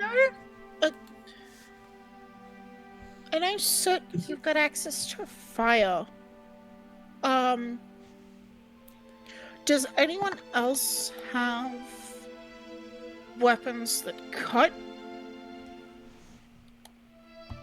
Weapons that cut? Translation, Aya is trying to figure out a game plan for dealing with those roses, and we might have to hack our way through.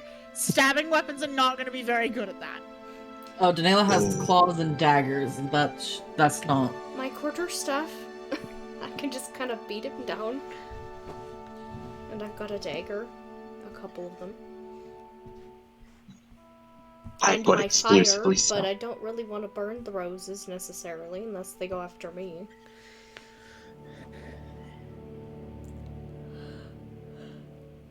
I was kind of like mentally noting this down. We could buy some pruning shears. That was kind of my thought. Victor laughs hard. Not out of not like in like a that's the like a dumb like she's not laughing at Soot. I think just the mundanity of the suggested solution gets to her. Because it's not like I was like, yeah, let's grab an axe and cut them all down. It's like, no, pruning shears. Less damage as possible.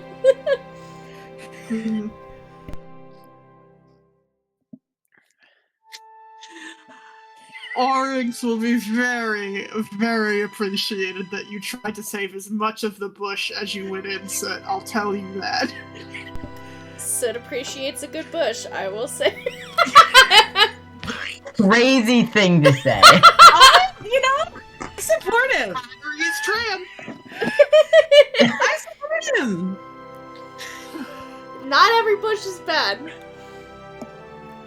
You can trim it if you Not want. every bush is bad. Is that too. The main. a lot of words could be said about Pathfinder games.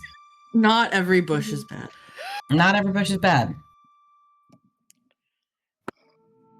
Oh, okay.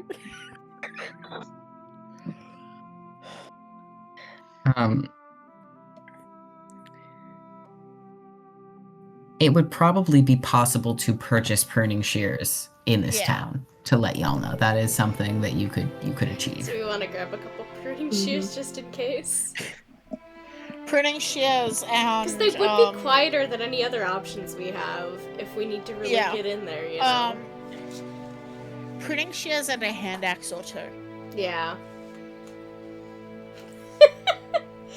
I think we should do that. We use some of the party funds to get 2 hand axes and like 4 pairs of pruning shears or some shit. Right? That's enough? Cool. Yeah. You could easily purchase these. Okay. How much do I think pruning shears run? I don't know. Let's look up It's Pathfinder so equipment. much money. I forgot how much. Fuck. Yeah, we have so much money, dude. Yeah, what is that in? We need to make like a full total value that we have in the actual pouch. Because we have them as separate things as a log, but...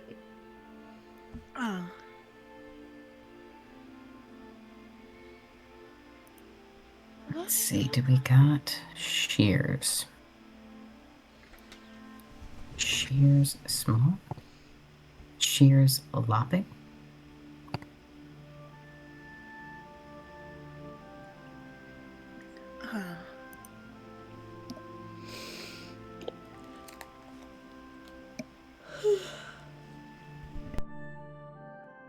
What do you want? I'm thinking you want lopping shears. Yes. Because we Probably. do indeed have. What is hilarious is that it is possible to get adamantine shears, and they are 3,003 gold pieces. Wow. But you can get regular lopping shears for 3 gold pieces. Okay. Yeah, let's... They are 3 feet long and must be So- used in 2 hands. That's fine. So that means the math runs out is that for the adamantine shears, all of the parts of the development, management, and production of the shears, the actual shear process is 3 gold.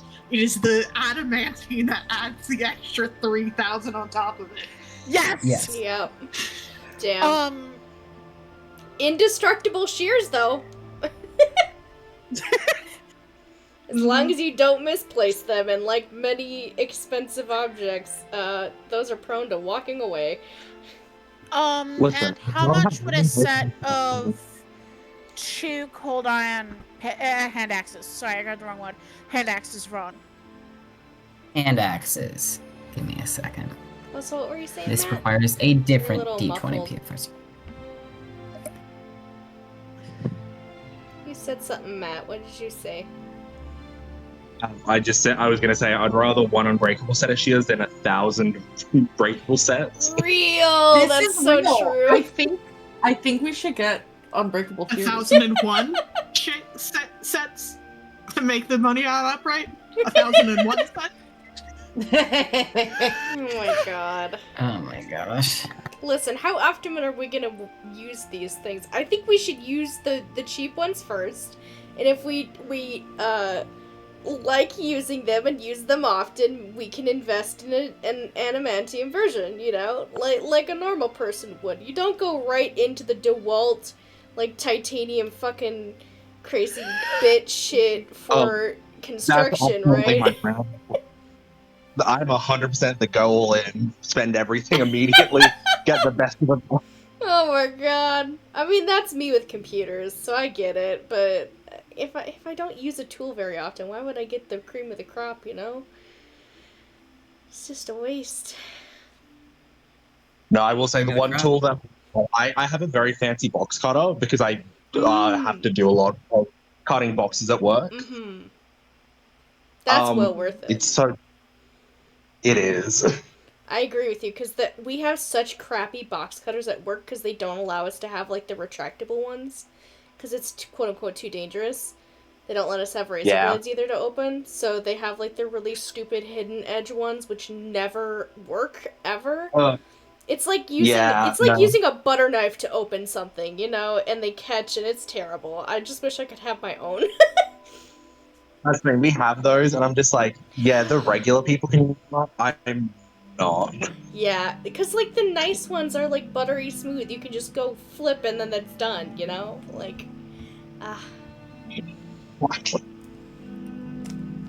gotta love a good box cutter. Okay. I will knock off that. This is a straight up conversation Tristan and I have had anyway. The beauty of a We box both worked cutter. at Target.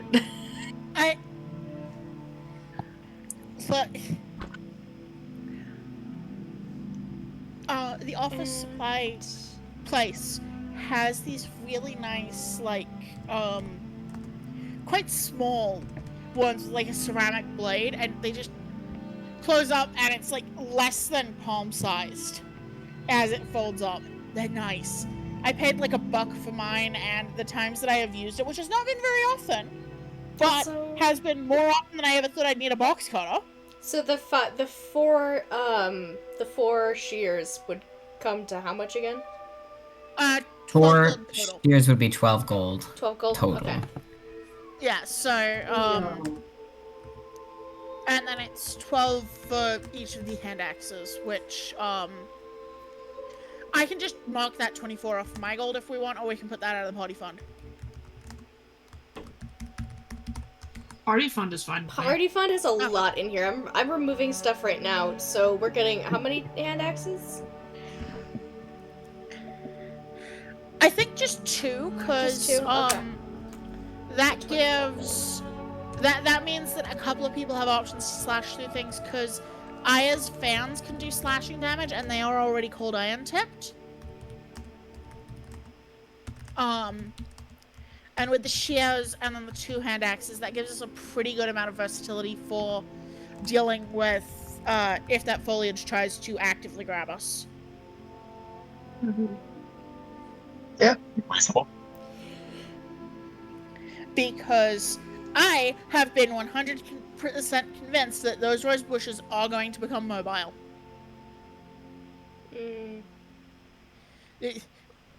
Aya's like, oh no, we're gonna, shit's gonna start, and these rose bushes are gonna get up and try to wreck our shit. Yeah.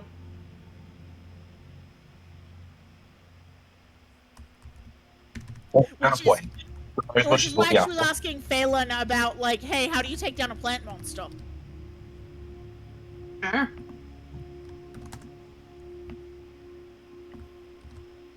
Alright. I'm removing that gold now. 12. So minus 36. 5, 28. Alright, been removed. We now have 4 lopping shears and 2 cold iron hand axes. Nice. I don't know why it auto-corrected to gold. I put cold. Dingus. You know, Oh, gold wow. iron. It's this new thing. Yeah, it's a new thing that doesn't help us at all. But they did want to sell It's a us new the- thing that does nothing. They wanted to sell it to us really badly, and we're like, is it the same as cold iron? And they got really silent, and we're like, they're just trying to mark it up more, because, you know, gold iron is too much money. Mhm. And is not iron at all, just gold. The rat bastards are scamming us. Yep. Victor will absolutely help facilitate money purchases. I feel like Illagad is a place where bartering is almost guaranteed. Mhm. And she knows how to social barter around here.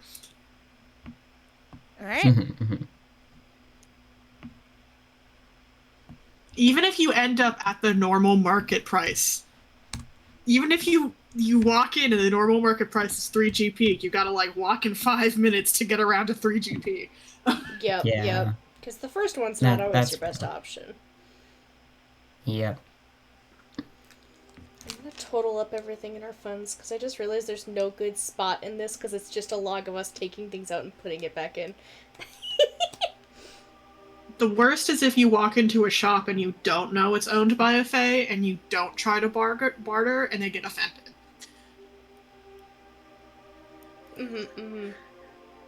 That's very real. This is something that Aya is just so vaguely grumpy about.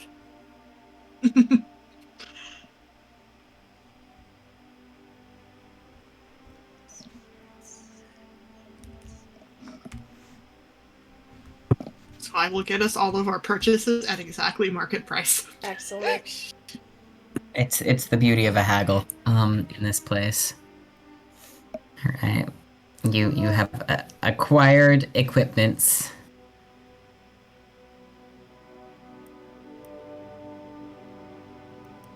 Any other dreams and goals for Rova the 16th?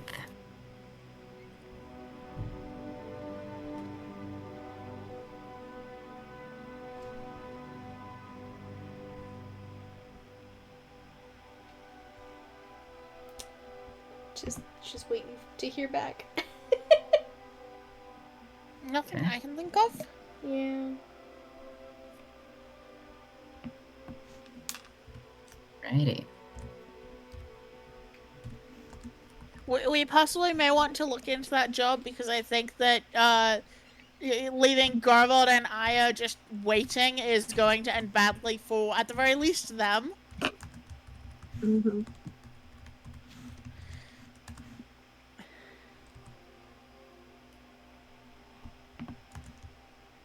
Right.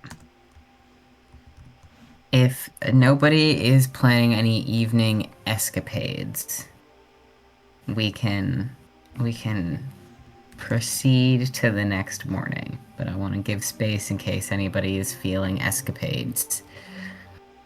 I mean, if I wanted to, Sit might do like a little story time thing with her stuff, you know.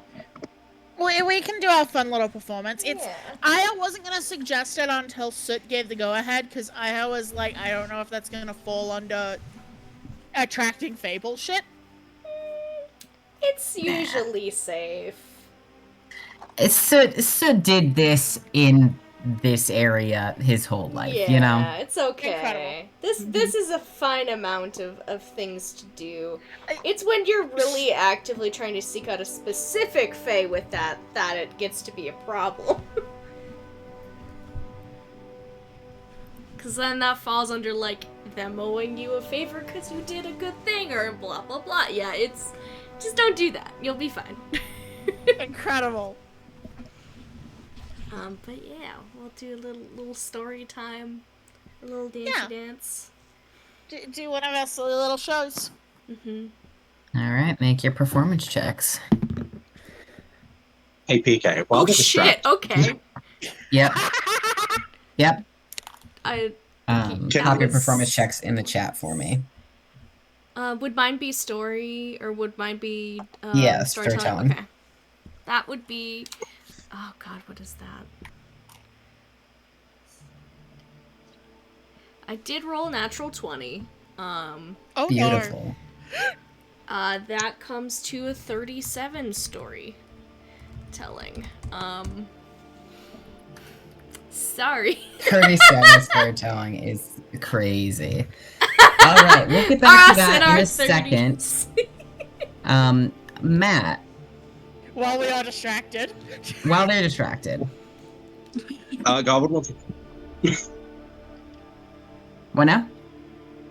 he wants to sneak out and, you know, just go on a wander through the town through the night. Just see if there's any, like, just get a vibe for the bad activities of, like, if there's any in this place. What's the crime rate? Alright. He's not going to get involved, but He's just gonna do some crime supervision. Now, are you wandering the streets casual style, or are you enjoying the fact that this place has, like, rooftops? absolutely the rooftops 100%. Alright, beautiful. Go ahead and make a stealth check and a perception check for me. Okay, I'm gonna have to roll both of them on die, and I don't know what my modifier is, so good. Okay, I will pull up your character sheet. That's a 14 on the die for the stealth.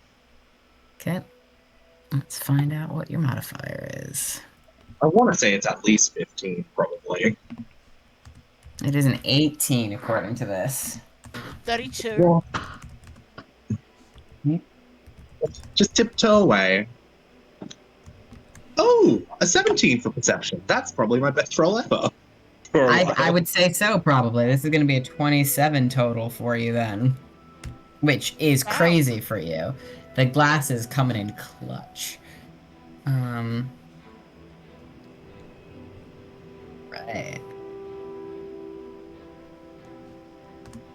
So, with a 32, nobody notices you sneak out this evening, and you can get up on the rooftops without, to your knowledge, attracting any attention.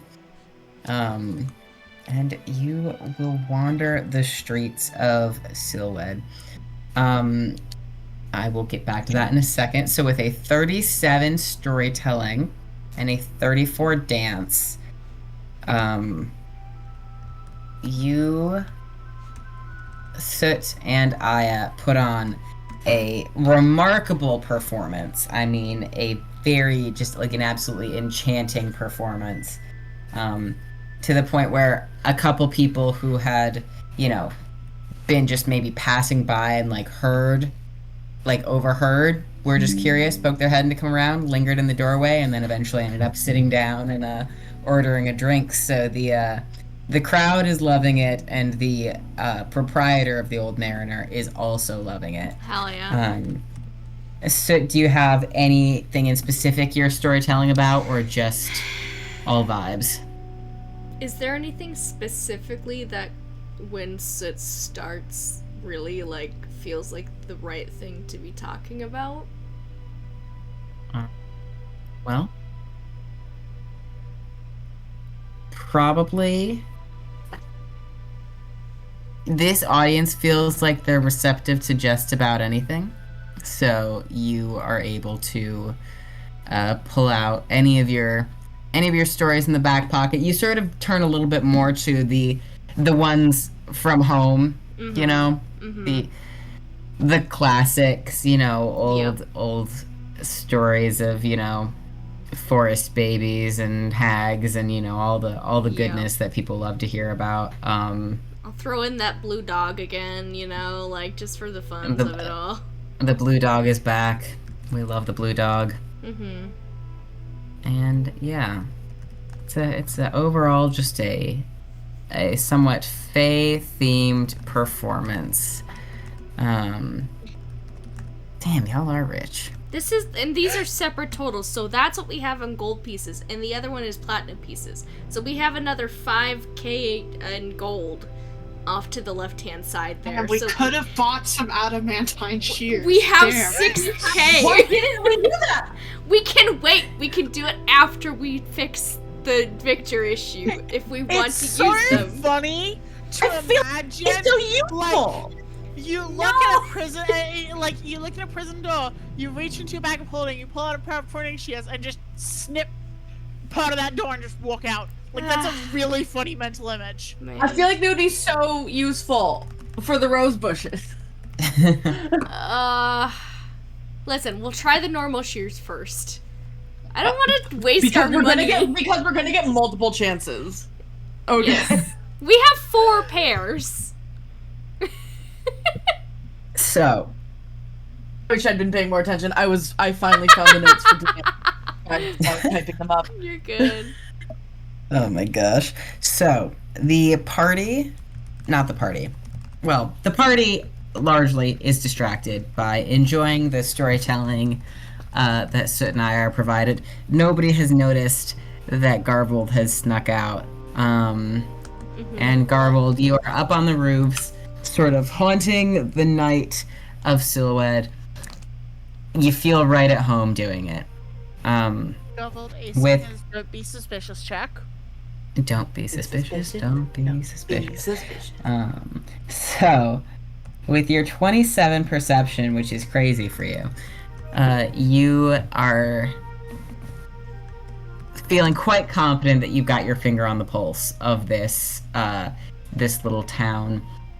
And largely, people are out and about this late, but it's not a super bustling, like, in the evening. Especially, you notice a distinct difference. The side of town that is closest to the little road to the manor is a lot quieter and a lot more, like, shut down at this point in the evening than the far side of town, which still is a little bit livelier. You know, you see some kids, like some teenagers, getting into fights and the usual. You hear arguments in alleys. Nothing that seems like it's turning particularly violent. And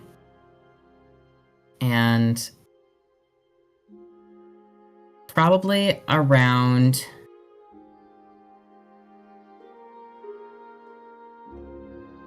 a little after. How late are you staying out? I guess I should ask that question. I would suggest that Garvold would be out until at least like 1 a.m.-ish. Okay. So he has set up his bed. For sure. Alright. As you must.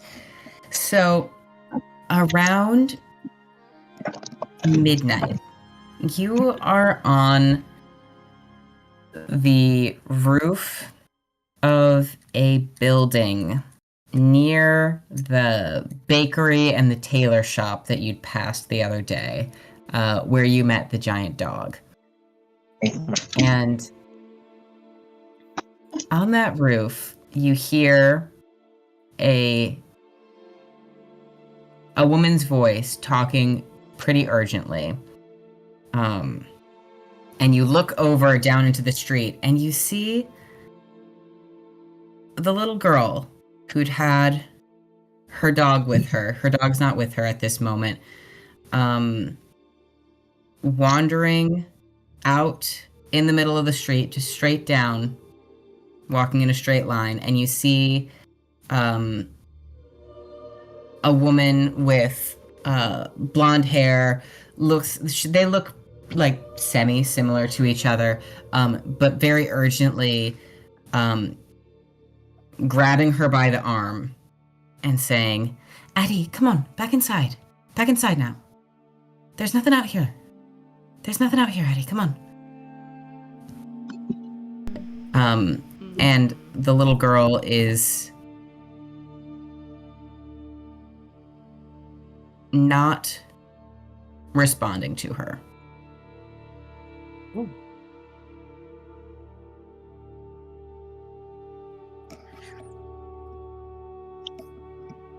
Uh-huh.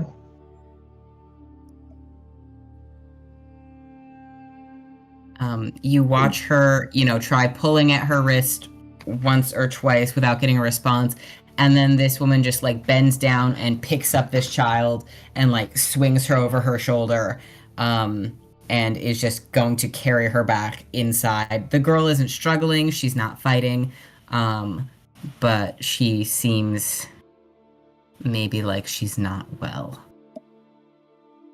If Garvold looks down in the direction where she was going, is there anything there? It is just the sort of the main road. Your inn's in that direction, but it's further into town. It's not out, towards the outskirts or anything. It's back towards more of that main thoroughfare where the Old Mariner is off on a side street.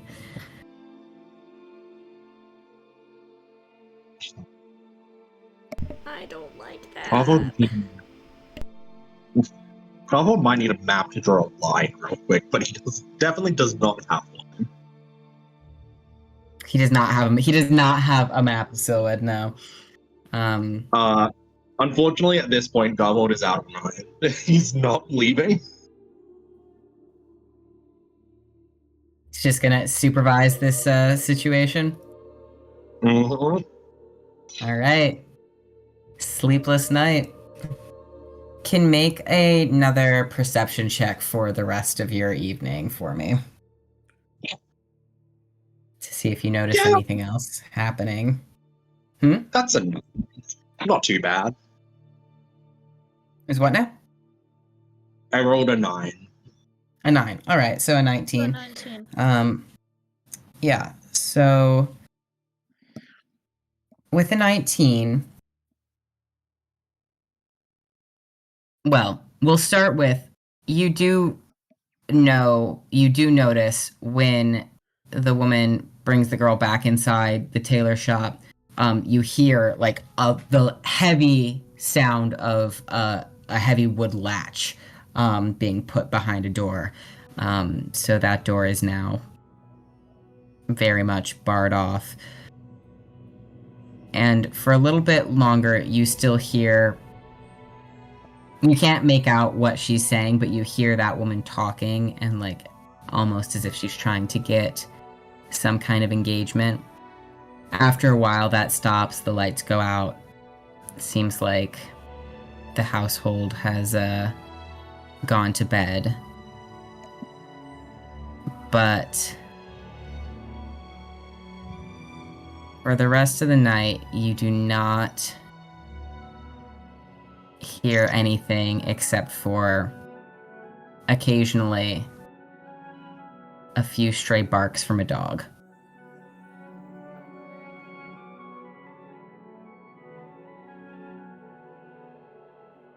Fascinating. Garvold would be returning to the inn in the morning, hopefully aiming to be there just before everyone wakes up. All right. Everybody else make a perception check for whether you notice Garvold sneaking back in the morning. Yeah! Me with my no perception bonus, but it would be funny. Nah, that's a 4. I don't see shit. I'm too sleepy. Yeah, I would love a stealth. I couldn't hear if you said a number, sorry. No, sorry, I was just checking if I was rolling. Get it done. Yeah. That is a 10 on the die. Okay, so it'll be a 28 to beat. I rolled really bad this time. Damn. Perceive. All right, Aya come through. Oh, but the perception will also just barely get it from Victor as well. So. Fuck. Wait, okay, wait, that's a 19. My perception is +8, so 27. 27. Not quite, I'm afraid. All right. So, Victor and Aya are the only ones who realize that, or rather, are the only ones who are either awake that early or light sleepers to the point where they hear Garvold sneaking back into his own window. Fern is meditating and is choosing to ignore that. If they noticed it, no, they didn't. That's Garvold's business.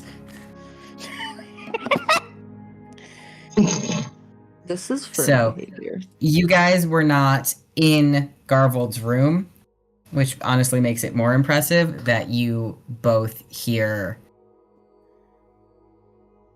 this man sneaking back in through his own window. But definitely you're like, you've heard this sound before, because Garvold be sneaking out. So it just fucking zonked. But fucking zonked, laying on Ada so that Ada doesn't. Yeah. The gay boys are zonked. The angsty lesbians, however. Aya is Listen. not particularly angsty of a lesbian. But she's also, however, unfortunately. She's the crane wife, Joe. Yes. She is, however, Made my unfortunately case. also the earliest riser of the party habitually. Yes. The early bird does get the worm, unfortunately. Mm-hmm. No, I imagine Garvold gets back and is just like walking out to go to get breakfast immediately. Mm-hmm. Comes face to face with Aya, who knows what he did. Bird see all.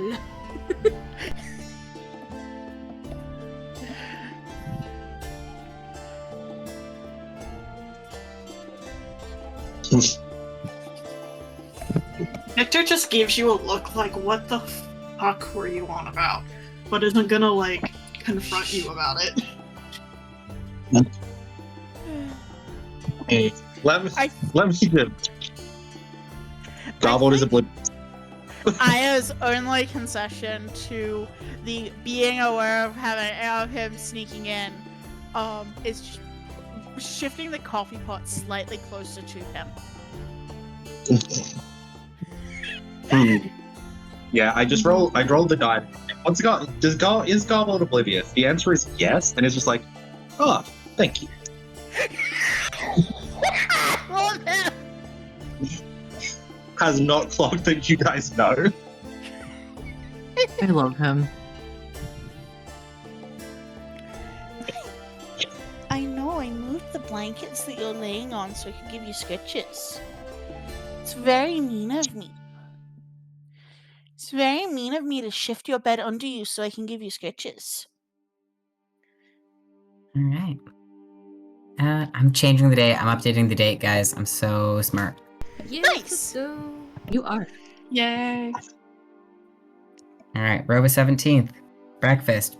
Garvold's getting coffee. Just wow, it's so nice that I just really moved the coffee pot close to me because she's just nice, no other reason. And Oh, she's so polite. She knows I need coffee. She knows I just always need coffee in the mornings. You always need coffee in the mornings because you don't fucking sleep.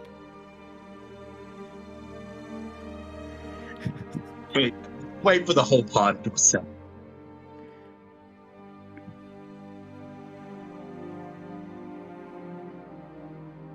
Hi. You're a baby. You are small. I know I'm bothering you. I'm bothering you while you're trying to be eepy.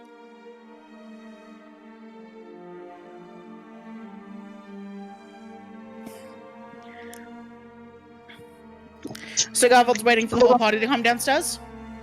Yeah, once the whole party's down there, he might say something. Might. Mm-hmm.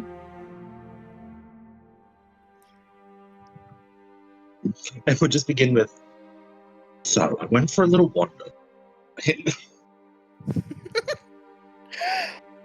As you do.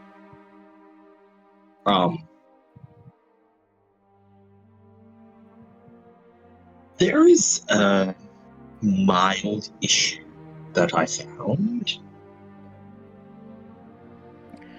What's up? You remember the little girl with the dog? Addie, yes. Yes. And then I seems to well- kind of realize it's like, oh, I never told you guys that.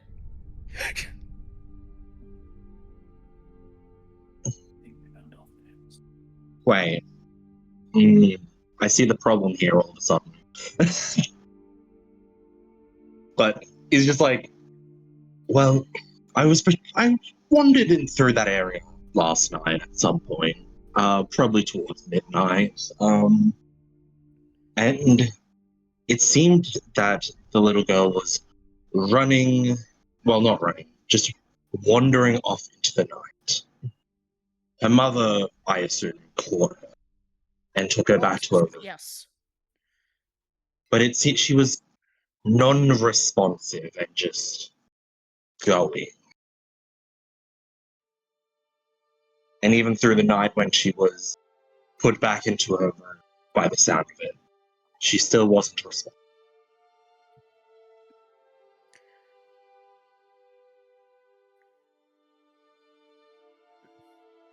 Did she have Dad, her hound? Was he there? No. I believe within that. Okay, I need to go talk to Molly. Should we all go? Yeah? Cause best case it's just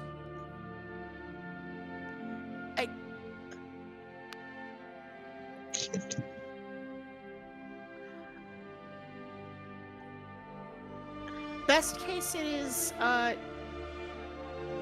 different instincts not gelling with a person mind.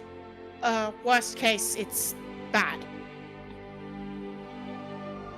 And I'm worried if her hound isn't there. Alright.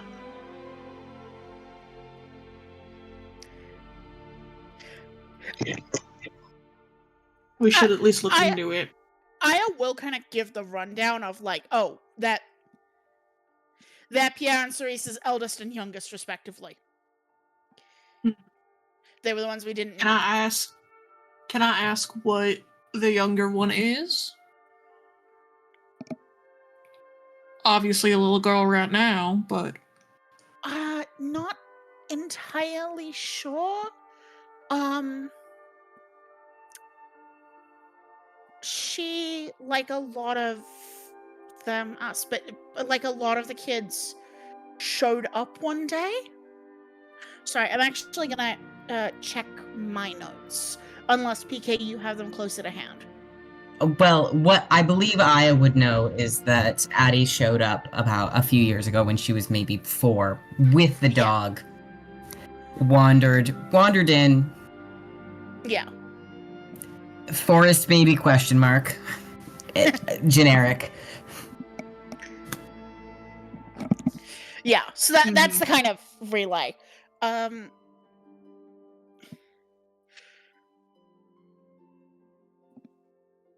Reasonable guess that.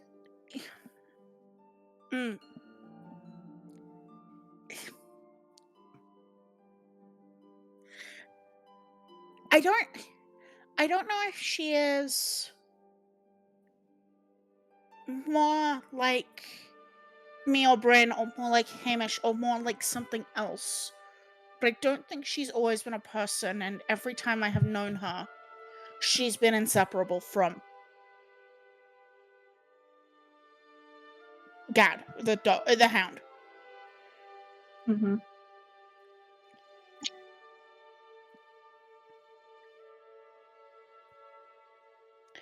Hamish is the one who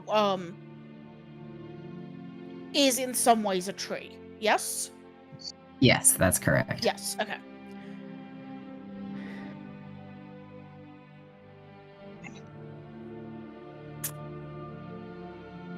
Yep. All right, so It's is the party gonna take a little trip, or sorry, go ahead. No, I was just saying Goblet's happy to go along. Yeah. Yeah. Victor will go with, yeah. Mm-hmm. This does raise the question of, are we just gonna say, hey, one of our friends was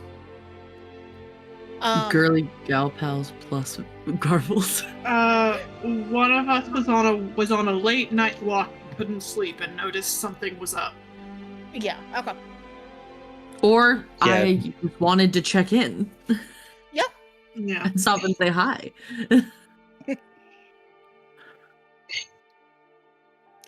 Yes, I felt a little bit awkward intervening because she was telling Addie about how there was nothing out there, and it would be a bit awkward if it's like, well, actually, I am out here, but opposite direction. Nothing out there. All right. Well, the Ah. party can go on a little journey to the tailor shop. Mm-hmm. Girlies, gal pals, and Garble. The door is still locked when you get there. It's not, it doesn't look like Molly's opened for the day.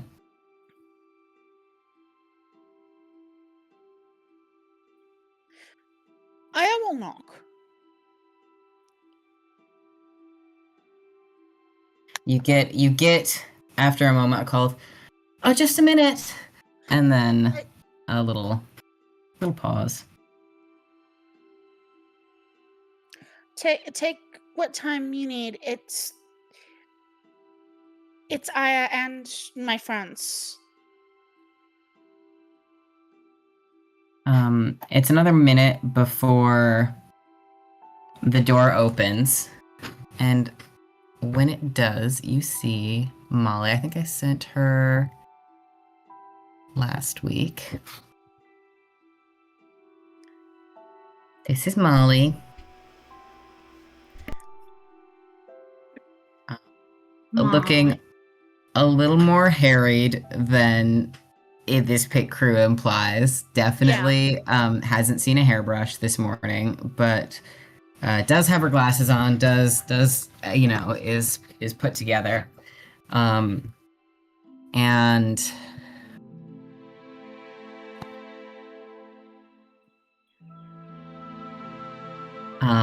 is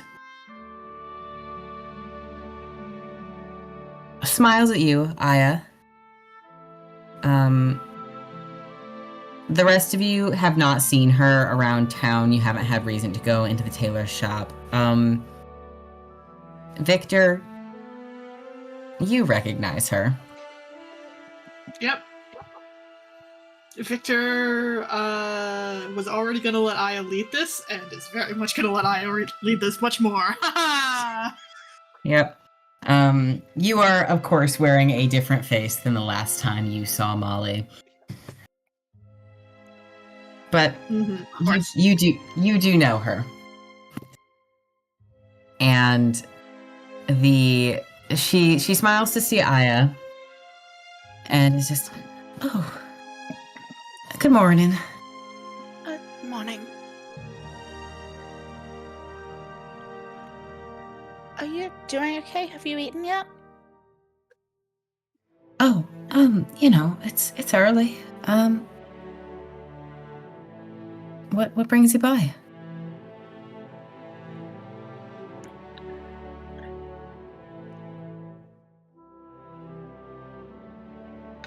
I wanted to check on you and Addy. My friend, and she kind of head gestures towards Garvold. Had been out for a bit of a walk to clear his head and heard something, and I just wanted to make sure you guys were okay. Oh, yeah, we're all right. She's still asleep. And Gad's with her, so she's all right. What did you hear?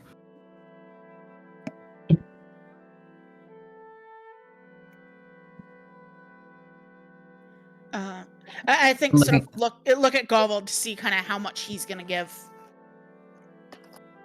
I simply observe her wander non-responsive, and he let me know that there was before we return. Oh, all right, okay. I apologize for. No, that's all right. Sorry for interrupting your evening. Sure, that didn't help you clear your head. Unfortunately, it gave me something to focus on. Well, least I could do. Would you all like to come in? If it's not too much trouble. If we don't want to be. No, it's less trouble than standing outside. She does step back and welcome you all into the space. Cozy little tailor shop, same as it was yesterday, Aya. Yep. Loving the cat situation on the camera because you could just barely see him for a second, so it just looked like you had like massive tits. Just like humongous. But no, it is a He's cat. a baby. It's just a baby. Guy. And Lego curled up around him. What an adorable little situation there. Molly, just would you like any tea or anything, or coffee or something? I can make you something.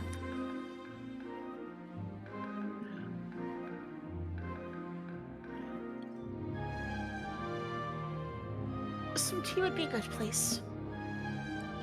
Right. Aya is mostly saying this as I don't want tea, but I'm not sure if you will have some if we don't. Yeah. I'm not sure you will make it for yourself, and I want you to have something that will help you settle. Molly will make tea, distribute it to everybody, sort of like she's going on autopilot. Victor, it's her usual morning blend. Yep.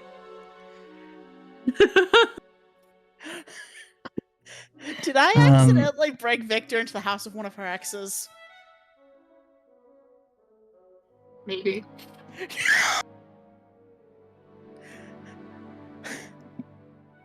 Oh. Victor accepts the tea and says, "Thank you, ma'am." This is so funny. So, Molly distributes tea to everybody. She has not grabbed a cup for herself. She's just sort of, handing it out to everybody. Aya, you see where there's other teacups in the cabinet, so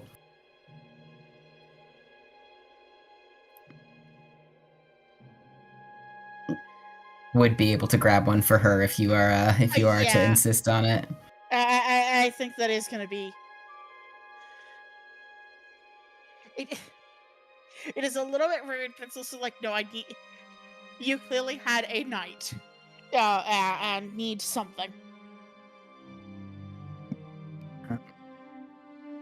Molly does almost look a little bit surprised at the teacup when you put it into her hands, but then remembers tea is the thing she can drink, and so you guys can all sit down in her little sitting area. She has a chair. She gestures for you all to sit. Well, I guess you're all adventurer sorts, so maybe you know more about this than I do. But not really sure what to do. A couple nights ago, Addie just started getting out of bed in the middle of the night and just trying to wander out the door. I don't know if she's sleepwalking or if she's just... I don't know. How often does this happen? It's been every night for the past few nights.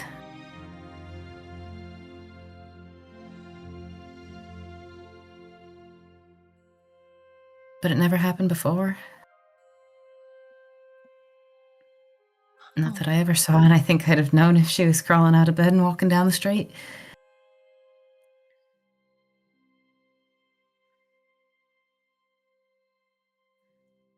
Does God try to go with her, or try to...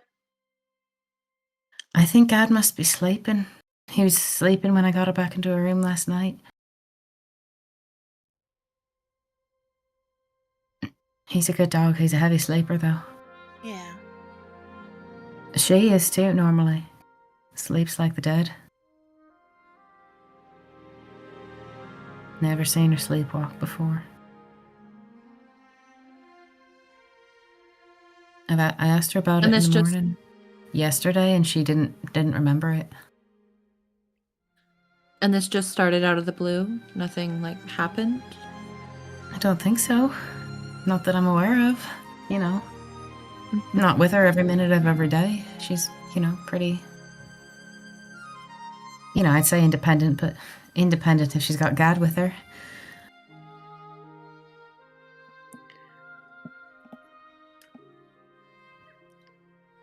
It worries Just- Gaia. Gad's in her room with her now. He's her dog. I don't know if y'all know. Her seeing eye dog. She's blind. Sorry, I'm Molly, by the way. I haven't met all of you.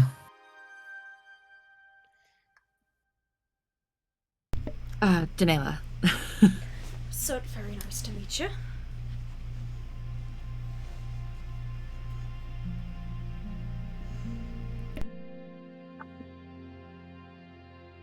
Has to make a decision. You have to make a decision. She says Victor. All right.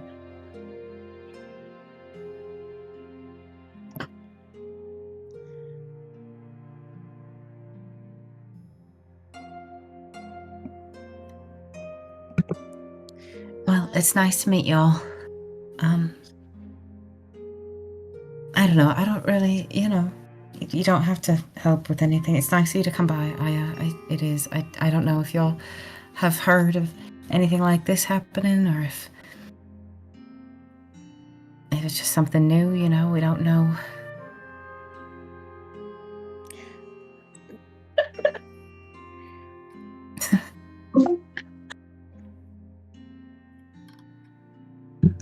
We want to try and help if we can. It's...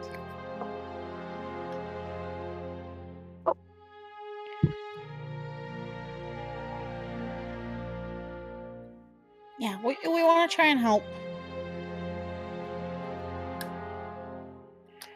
Whenever we end up places. Well, Any chance you've heard of little girls starting to wander off in the middle of the night?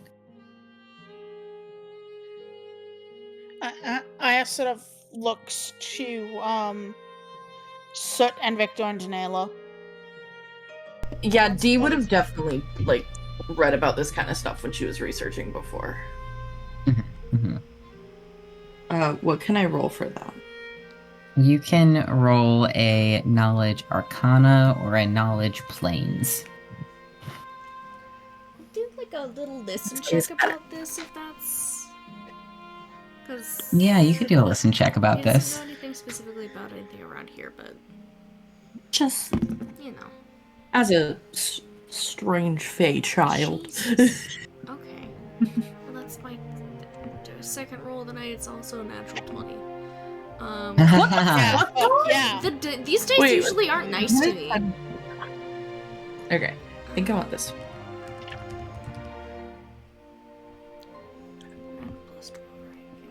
You know what? I will take it. That's a 27 again. Another 27 Nice. planes. All right, That's planes. real good.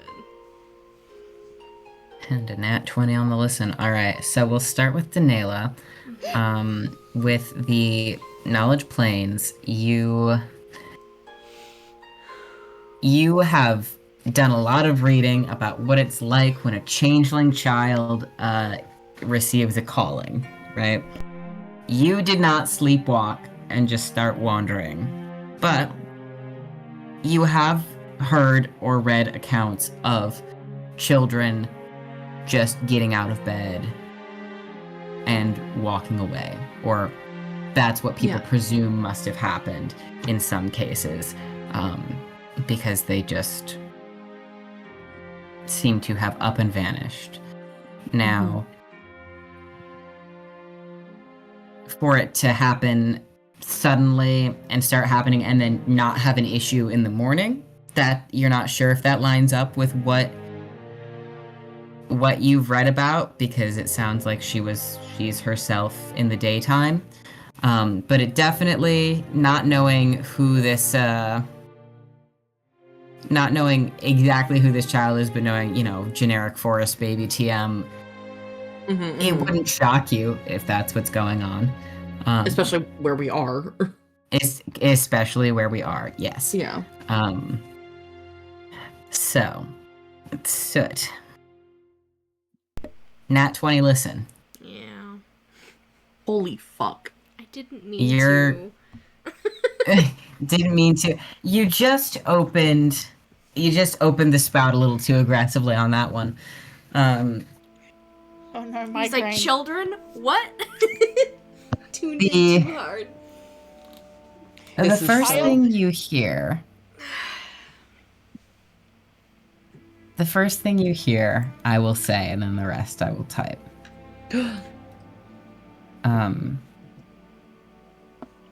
The first thing you hear is a laughing voice asking you, Soot, do you ever think about triangles?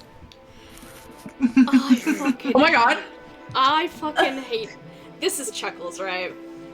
This is Chuckles. Yeah, I fucking knew it. Hi, Um, Chuckles. Hi, Chuckles. Hi, Hi, you Chuckles. fucking son of Get a the bitch. fuck out of my triangle. Hi, you son of a bitch! Where's my money? Yeah. Where's my money? And so that is what you hear initially. But you hear a lot of overlapping voices. And I'm going to give you a couple different things here.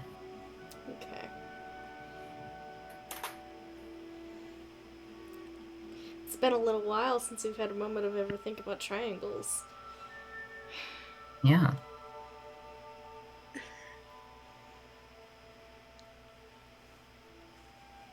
Sid does this often, unfortunately.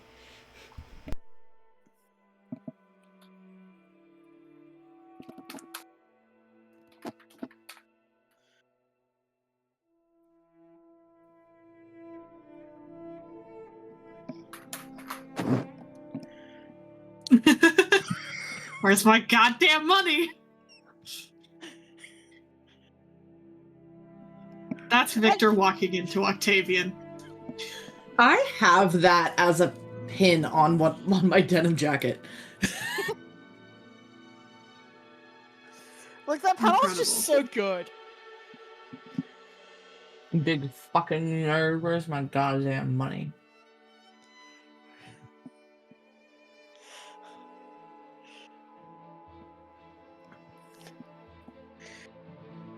I don't even know the context of why Moon Knight has beef with Dracula, besides that it is entirely justified, because I think that everyone should have beef with Dracula.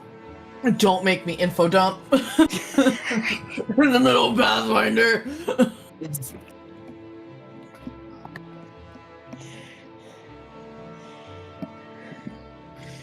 Look, I know why Buffy has beef with Dracula, but... Yo. Sorry. Real. I am. Listen, Chuckles Training could be way myself. worse for Soot, and they're not, so... Yeah.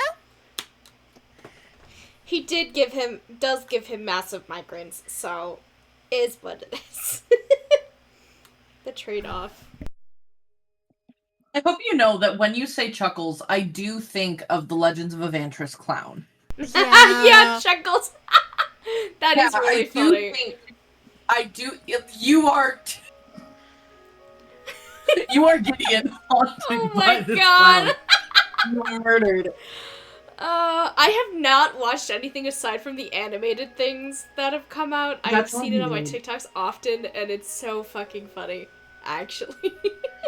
Most of my knowledge is from those, but also when I binge watched an entire 20-part series of just Gideon and Crummy clips.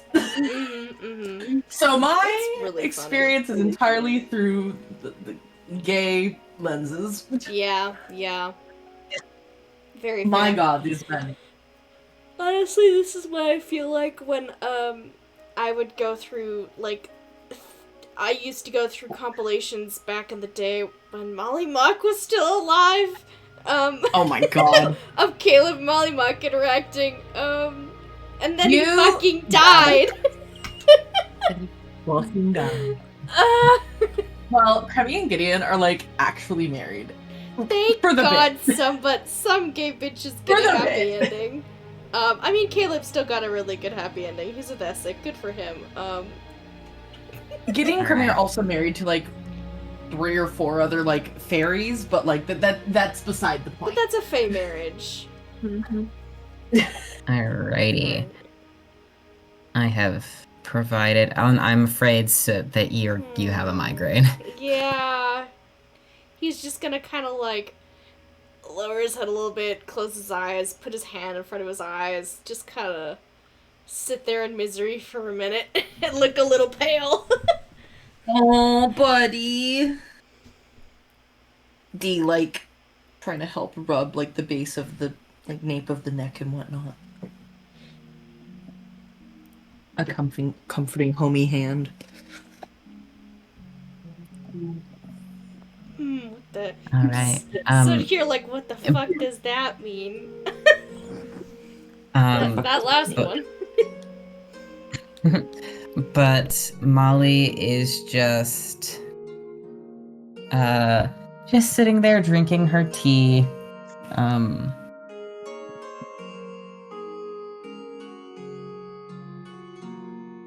Stressed TM. I just don't know what's changed that it would happen out of nowhere. Nothing's different, Have a routine. There's a reason she's living with me right now. It's so that she's got more of a routine and it's less chaotic, It was a lot for her in the other house with everyone. This is just an idea, just a little suggestion. Maybe have you tried salting your doors and windows?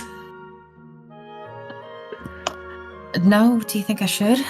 I would suggest it, considering the area and this happening.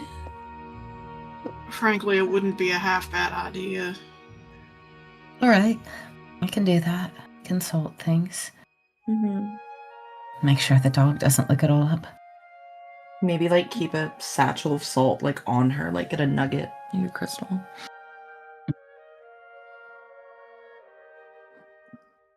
All right, I can do that. Nail that out here like a crystal girly. Oh my god. Literally a crystal girly. Unfortunately, the problem is that crystals legitimately have a degree of power in this universe. Exactly. She's My a real crystal girly. I'm a real crystal girly, okay? Like let's be clear here. But Danae is a crystal girly, it's just very funny. But no, salt. Duh. I really I feel more like I'm in Supernatural suggesting this. That's true. That's true. God. Well, all right. I'll try salting it. I mean, maybe she'll remember something tonight she didn't yesterday, but You said this started a couple of days ago, right? yeah. The first night she didn't go out into the street. She just got up and got out of bed, and I turned her around and sent her back to bed because I thought she was just having a little sleepwalk.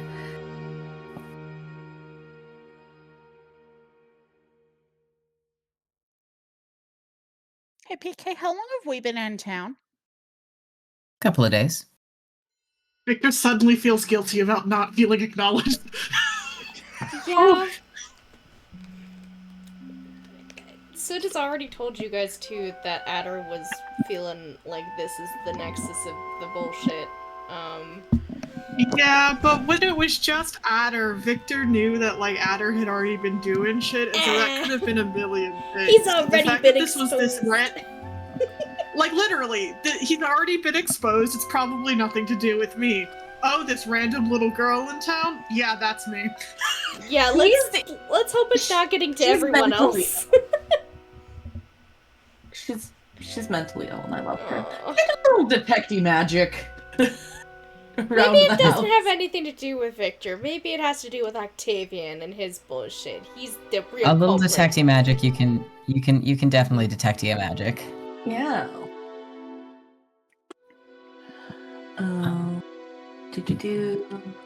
My I will god, say there's so much information in this spell.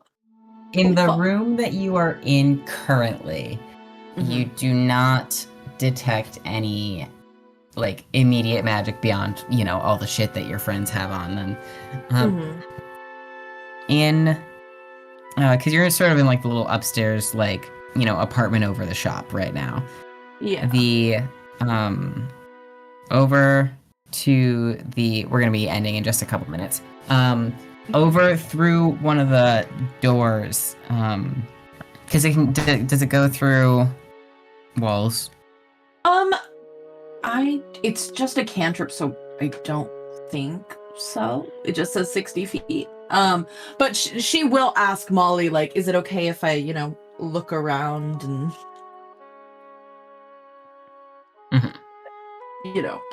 my Can penetrate mouth barriers, is but 1 foot of stone, 1 inch of common metal, a thin sheet of lead, or 3 feet or wood of dirt can block it. Okay, so it is not. It can pass through the walls. Okay. Because these are not. Oh, there it is. 3 feet of wood and dirt. Looking over at Addie's room, you can sort of see a glow coming from there. And you're a little like, huh. And Molly will, if you ask, like, crack the door for you to look in. You can see Addie herself asleep in her little bed is not glowing. But laying on top of her is the world's largest dog. Incredible. Gad is shimmering with a sort of magic that strikes you as you having seen it before. But I will need a intelligence check to see if you can place where. Okay. Just straight up intelligence check? Yeah. Okay, so that's a +4. Can you not sit on my dice tray? Thank you. There is a Anna. Legolas. There is a Legolas. Let's do this, gamers. That you know what? That's an 18. I'll take an 22. 18. All right. I've been rolling like 22. 19 through 16 today. Beautiful. With a 22, it only takes you a second, and perhaps because of the rest of the conversation that's been surrounding you, only takes you a second to realize where you have seen this magic before. This same shimmery glow on this silver-haired dog is the same glow that has always surrounded, whenever you've detected magic with him in the area, that has always surrounded Adder's silver cane. Okay. That makes Same- sense. And- Same exact vibe. The seeing eye charm. yeah. And then there's nothing else I see. glowing? Nothing else that strikes you, no?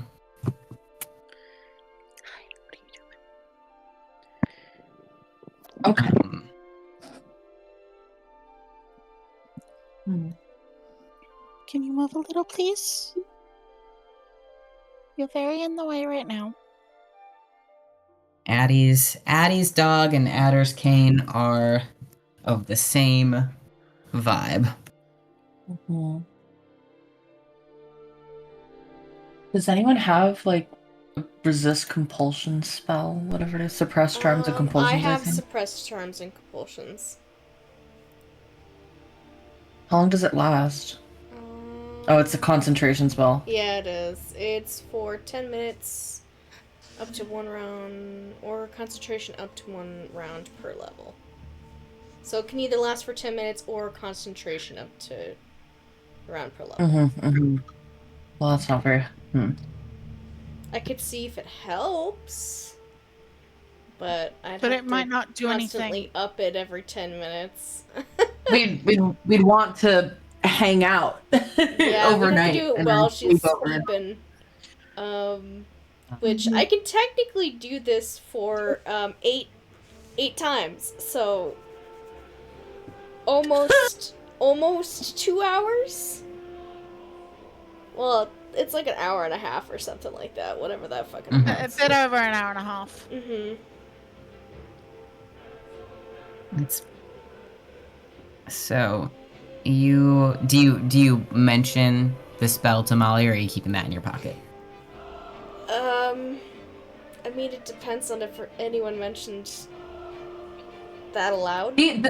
Vanilla, yeah, straight up asked, like. Okay, yeah. So I don't have mentioned anything that for- He does have that as an option. Like, I could do that. It won't last forever.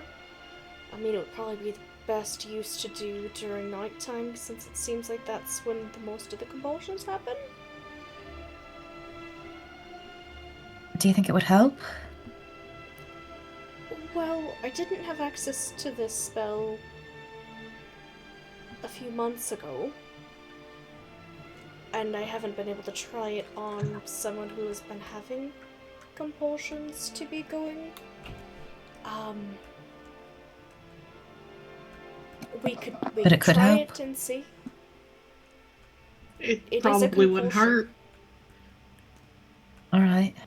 It That's sounds good. like some kind of magical compulsion to me. Yeah, and it might be like, it might actually snap it for the point of maybe it can't do it again for a little while if we suppress it, you know?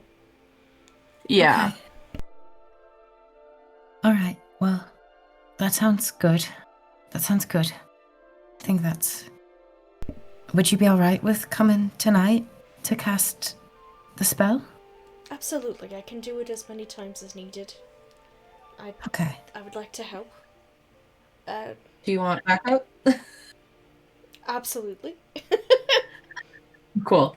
You're all welcome to come over. I just, I think if I let Addie know that, there'll be people coming over and there'll be, some friends, to come over after dinner, then she won't be. She's pretty shy. I'm also a very good storyteller, so if she likes stories, I could tell her a few. She could meet my dog. She does like stories. Oh, she loves dogs. Gad likes dogs too. She like rats. I don't think she's ever met a rat. She could meet a rat if that would help. But I'll take it. Yeah. Winston's head like literally peeking out, like Molly rat. Peeking out from spots her boobs. spots the rat and like covers her mouth and just like laughs a little, slightly hysterically, but Boing. Popping out. rat peekaboo. He heard rat and he knows that's his cue. That's his cue. Molly will make plans with you guys for you to come back after dinner tonight, but she does say, like, Addie will not be happy if there's a bunch of people in her house when she wakes up. Yeah.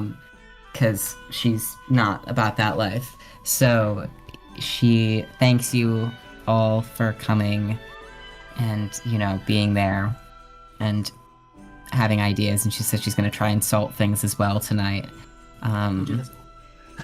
But we are going to leave off there because it's late and I have a quiz in the morning and I know Nocturne needs to go to bed as well. So that is where we will call it after having gone to see Addie and Molly. Thank you so much. Night. I love you Thank you. guys. Thank you. Thank you so much for session. That was really fun.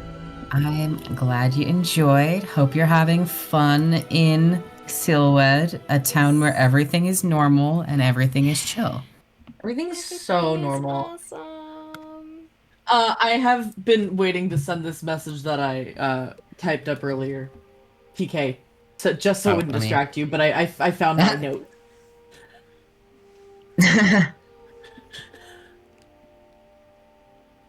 I just saw the phrase "Big Titties Starbucks Girly" and I remembered Big Titties Starbucks Girly. That's with their Yes. sunglasses and their caramel macchiato. Oh yeah. Sorry, whenever I think of that, I think about the waist cinching one. You know the one I'm talking about, right? Mm-hmm. Yes. I also need to step out because I'm desperately hungry. Same. Mm-hmm. Yeah, everybody, you're dismissed for self-care and other good times, but I will see you guys